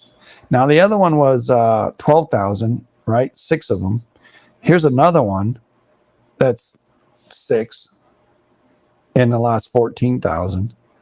So you can see an overlap of 7+ earthquakes that happened 12 to 14,000 years in Los Angeles. Yeah, and in this one it says the last one was 750. That's what they have the earliest number on it. So event 1, because they break them down by like event numbers. Yeah, so there's a bunch of events. Yeah, range from So they have a range, so like 750 to whatever. So it could be in the range, like when he said about the other ones, 900 or 1,000 years ago. So it all could be the same time range. So it's pretty interesting. We interpret the intervals of growth as occurring after the formation of now buried palefold scarps that formed during the uplift events of the underlying Compton thrust ramp. Minimum uplift in each of the scarp folds events, which occurred at 0.7 to 1.7 Ka event 1. I don't know what Ka means, so I'm not going to read them. 1,000 years ago, I think. Oh, okay. Ka is 1,000. All right. 700 to 1.7 thousand years. 0.7 to 3.4 thousand years. 1.9 to 3.4 thousand years. 5.6 to 7.2 thousand years. So they got about 10,000 or 13,000 years they've played around with in here. Range from 0.6 to 1.9 meters, indicating minimum thrust displacement events of greater than or equal to 1.3 to 4.2 meters. Such large displacements are consistent with the occurrence of large magnitude earthquakes greater than or equal to 7. The multidisciplinary methodology provides a means of defining the recent seismic behavior and therefore the hazard for blind thrust faults that underlie the major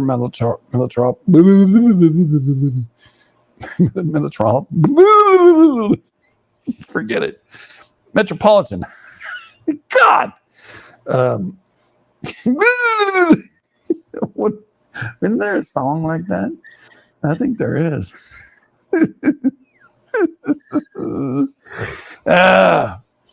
Hey, man. Never had to read in my life, but I've been reading like crazy since I started JSL. Crazy. 4.2 meters. A meter is 3 foot. 4.2. It's 12 feet of uplift in one event. In one event, it's just like kind of like what happened up there in Alaska. You know, some parts dropped and the other parts lifted. The thing about Anchorage is like Los Angeles; it's all sediment. And the Great 6 or 9.2 was it? Yeah. In 1964. It didn't happen in Anchorage. I'll show you where it happened.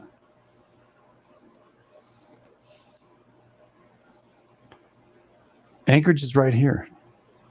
The earthquake happened way over here. And all the damage, because somebody lived there, happened in over here. There's Wasilla. The earthquake was centered right here. The Valdez Arm. All right. That's, I don't know. 100 miles. Yeah, 100 miles away. And then they got that much damage. Yeah. But and then I just put the info on the Wilmington blind thrust, which was from 2019. And okay, Wilmington. Yeah. This is right where all the gas is for the West. All right. Because that's where the refineries are in Wilmington. Yeah, that's how it got its name. Yeah. We define Wilmington blind thrust tectonically active fault capable of thrusting large damaging earthquakes through analysis of 2D and 3D seismic reflection surveys, petroleum and water wells, and recent mapping of underground water aquifers in the southwestern Los Angeles basin. This overturns a long-held view that the fault became dormant in the late Pliocene, barring its inclusion in the state-of-the-art regional earthquake hazard assessments. The size of the fault suggests that they're capable of generating moderate magnitude earthquakes, 6.3 to 6.4, whereas potential linkages with other nearby faults like the Huntington Beach, Torrance, Compton pose a threat for larger, multi-segmented, greater than 7 magnitudes. These earthquakes would directly impact the overlaying Port of Los Angeles and Long Beach, as well as a broader Los Angeles metropolitan area. I got it. Crazy. I don't know if I can get that one. I'll try. Well, you should be able to find it another place besides that too. I just went to the easiest one with the abstract. Right. Yeah, not found. Because I've read the full one before with all the maps and everything in it. Well, sometimes I belong to a few other ones, and they allow me. I don't want to have any confirmed. All right, you're gone.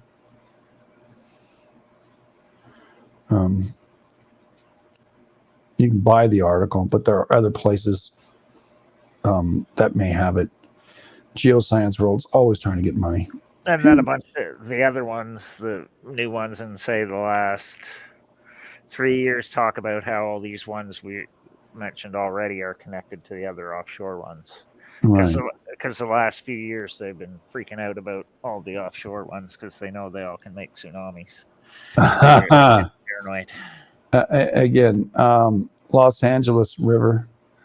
I believe it's down here in this area. I'm not sure. When I look,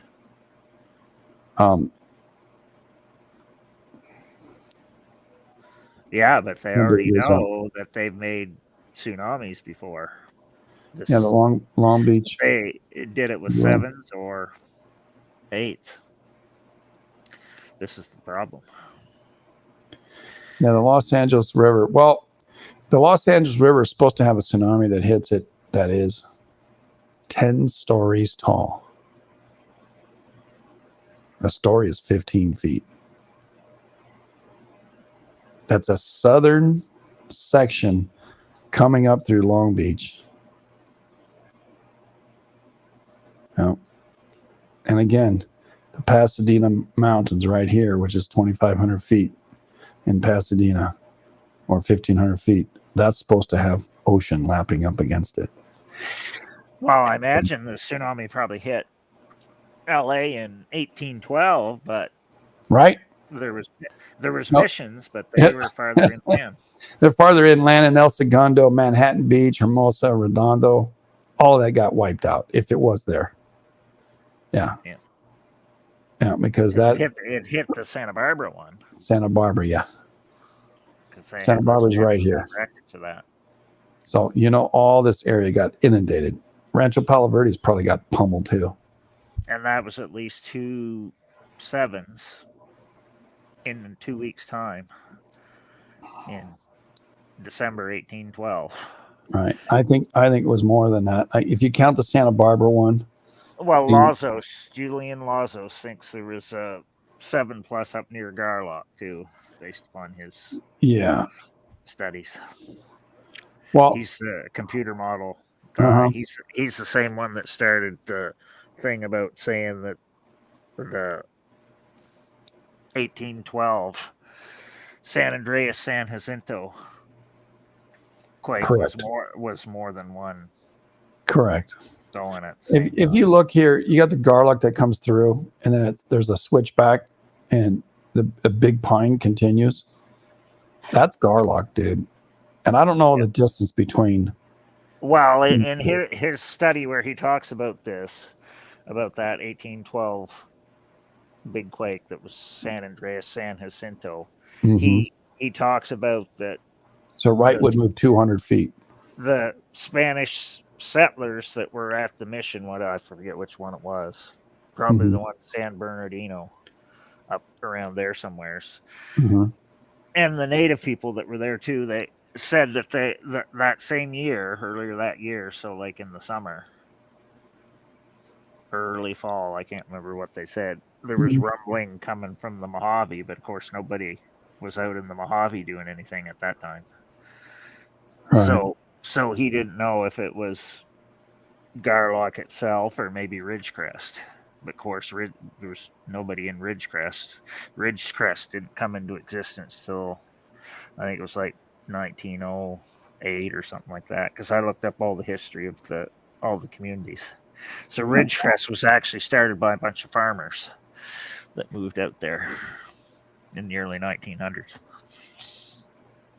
So I don't wonder if they were farming out there. Must have been something that they could do. So it's pretty crazy stuff.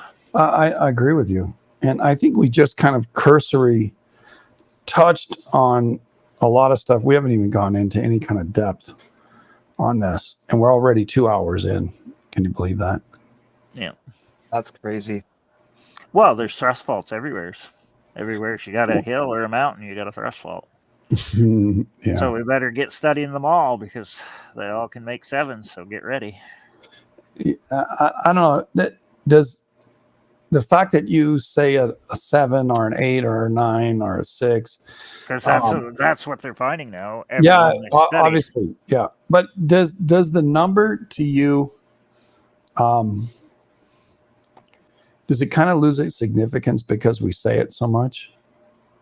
Well, no, because this is what you have to be prepared for, and if you're not, you're going to end up like the native people so long ago, which is why they lived in teepees and were nomadic.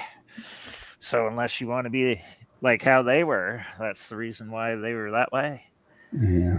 Because when all these natural disasters happened, they had to be ready to move to the next safest area. So maybe we could learn a thing or two from the native people. You got to wonder. And it's funny because when I was reading about the wildfire stuff, it's the same thing. All the wildfire stuff we learned from the native peoples about how to deal with all the wildfires. And of course, we've totally disregarded everything that they taught us because that's how the whole wildfire mitigation thing started in the first place, was the native peoples doing it. And now all the environmentalists ignore what the native peoples did in order to control all the forests from burning down all at once. So have we really learned anything new? No, not really. Because we don't study our own history and we don't understand any of this stuff. And you could probably bring back somebody from 100 years ago and they think we may have all this fancy stuff, but we're dumber than fence posts. Well, that's why. And even the fence posts get moved by the earthquakes too. So yeah. Which is how they discovered the whole faults thing in the first place. Correct. San Francisco. Yep.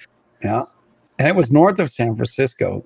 So that quake, and it moved southern portion and it moved the northern portion. And that thing about Turkey and Syria makes me mad too. When I started looking into all that, and them only using 20 years data of quakes, saying, "Oh, we don't get sevens here," even though they've had them multiple times.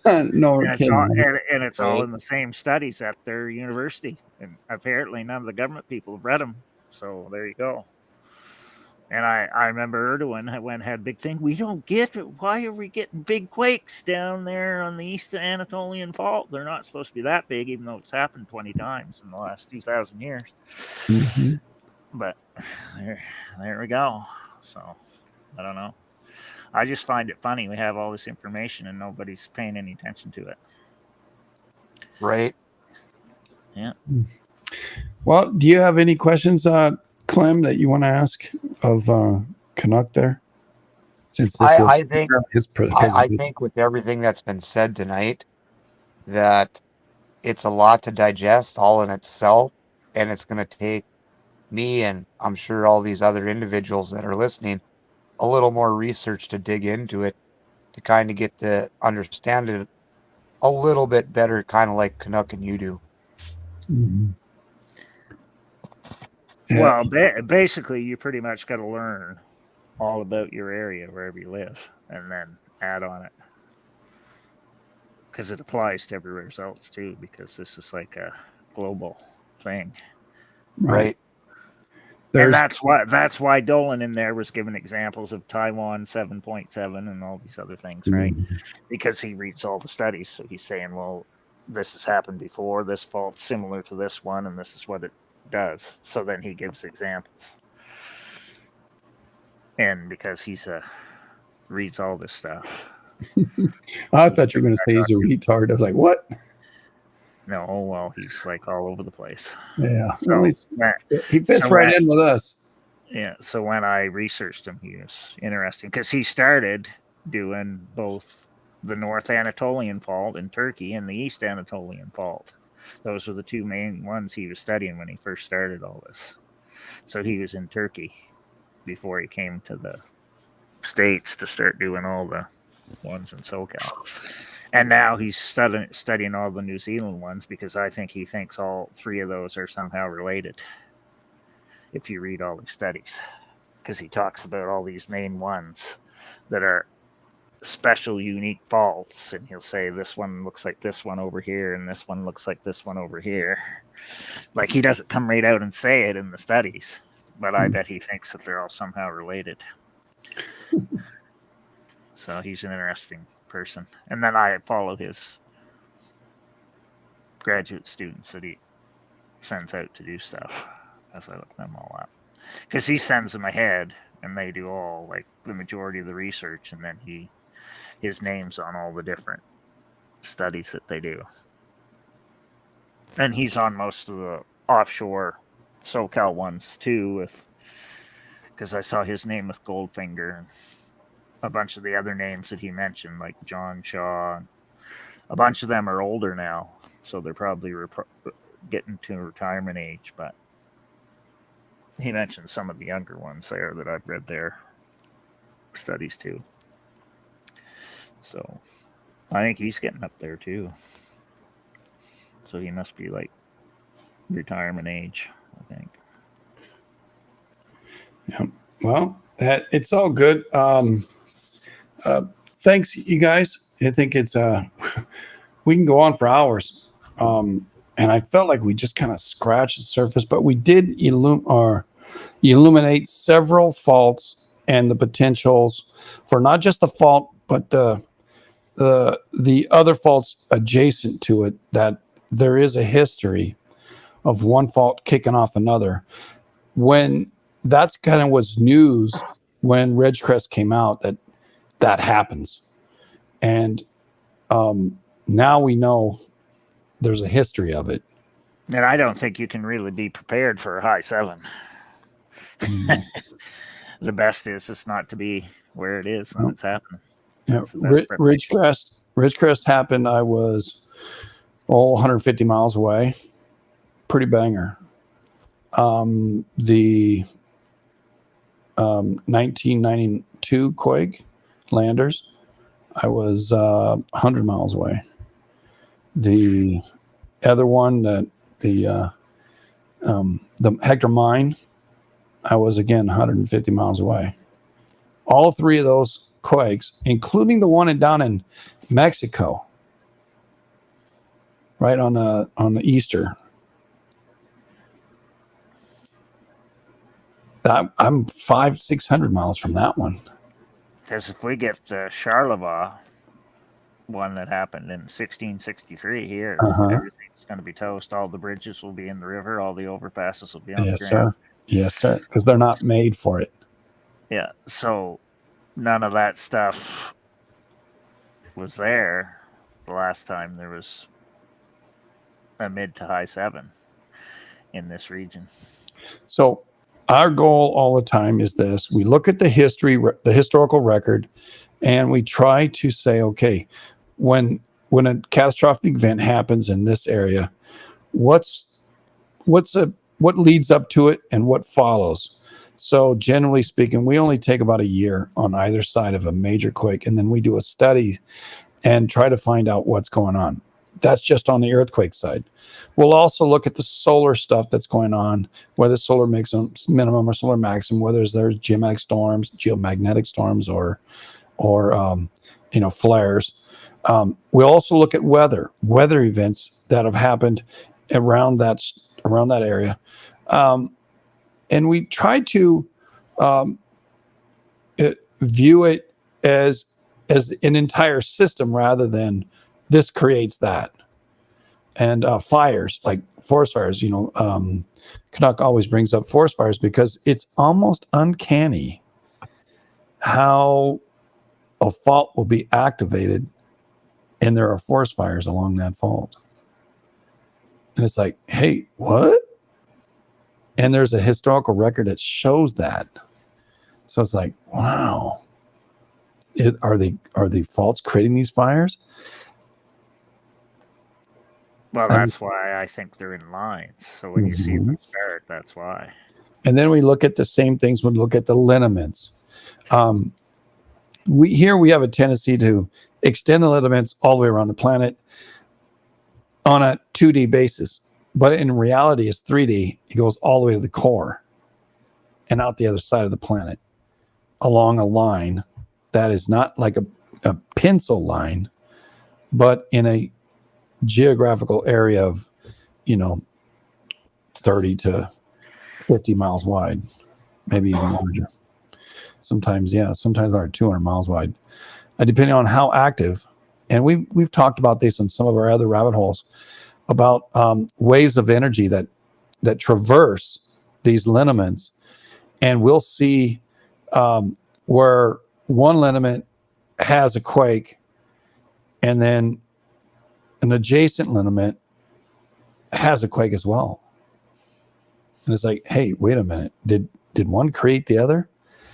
And then we'll look at all the different things that we can. We keep looking for other things to look for to try to say, hey, look, our ecosystem, our geodetic system, our whole Earth system and space system is all interrelated, and it's not any one thing. It's not just a rock breaking on an earthquake. There's a pressure being applied, yes, but it isn't just that, because there's plenty of pressure happening, but they happen along these fault systems, which tend to be along these lineaments that we draw out, and we go, wow, it's happening, and it crosses different faults, and you can see anecdotal evidence that it's not just following the plate boundary. Well, they do, because the lineaments are the magnetic field of Earth that's coming up through the ground from the core and going out into space and creating our magnetosphere. So that's what correct. And there is a place out there that our magnetosphere stops with its influence. There's also, if the sun is weakened, they're outside of our solar system, energy comes in to our planet. If our atmosphere is weak, stuff outside of our planet comes in, and it'll affect us, humanoids and animals. And by the new stuff that I've read on space rocks and asteroids and comets and everything else, they all have magnetic fields too that interact with Earth's magnetic field when they come close enough. Yeah. It's kind of funny how that is when you got a rock that's 50 feet across, that's traveling at 50,000 miles an hour, and it zooms by you. That's going to be, you can hear the zzz. Well, there's lots of Death Stars out there. It just depends on how big the space rock is. They're all Death Stars. Which they get sucked into the sun too. Well, yeah. Is there anything left that you want to add there, Clem, or because we're $2 an hour? I'm good. I'm good. Right. Well, yeah, the moon would be in the magnetosphere, but of course, when you go to the other planets, it'd be the same thing, because the other planets have multiple moons, which are all big rocks rotating around the bigger rock. Because that's all it is, right? Yeah. It's more rotating stuff around the whatever has the bigger magnetic field. And it's all rotating around it, even though the moon's trying to go to Mars or Uranus, because it's supposedly moving away from Earth at a very slow rate. So even it's trying to get out of here. I don't know whether that's good or bad. It's the moon's getting away from us like what is it, 3/4 of an inch or an inch, 3 inches a year or something. Yeah, the moon's trying to get away from Earth. So maybe and it goes away and then it comes back, and it's cyclical, and there's a wobble to the Earth and all that stuff. Yeah. Yeah. Thanks, guys. Appreciate you. Thank you. If you want to support this channel, you can by going to twitch.tv/JoeSlickLive. You can join us on our live morning shows Monday through Friday, 7:30 to 9. Generally, I start at 9. I mean, at 7. Sometimes I have to set at 7:30. Also, rabbit holes every Wednesday. Pretty occasional on a Saturday. Like we did a Saturday, we did a Sunday this last week. It depends, hey, everybody has to make $1, and I'm out trying to make dollars and put everything into what I'm doing here. Also, Luke Klimmer has his own show on Friday nights at 10 p.m. Central Standard Time, right? And called The Shit Show. It's a blue-collar show where real people with real talk happen, and it's not G-rated, all right? But it's real adults talking about real things, whether it be a farmer, a rancher, truck driver, a Dewey bin picker, or somebody pick up the trash, right? Or somebody who just works a normal blue collar job, and it's not a fancy pencil pusher. And so it's made for the normal common man and real American, not pretend, where they have to drive BMWs and look, keep up with the Jones. Man, they're trying to just keep their heads above water. And we they work really hard at it. Junk and iron. Yeah, and iron workers and the like. So all great interviews that he's had. Great show too, and he goes on about an hour and a half. Depends on how lively the conversation is, and it's really fun. And want to extend that olive branch to you. That's at twitch.tv/walleye_king. Friday nights, 10 p.m. Central Standard Time. All right. Know your time zone. Know your time zone. And love y'all. Hopefully the show tonight will get a high mag rating. We'll see. Yeah. Well, it's over on Rumble, and Rumble gets a lot more visits than anywhere else. Yeah, well, so Rumble makes sense because that's what happens. I know, right? Yeah, it's not just pulling my finger. Yeah. All right. Big hugs, y'all. Thanks so much.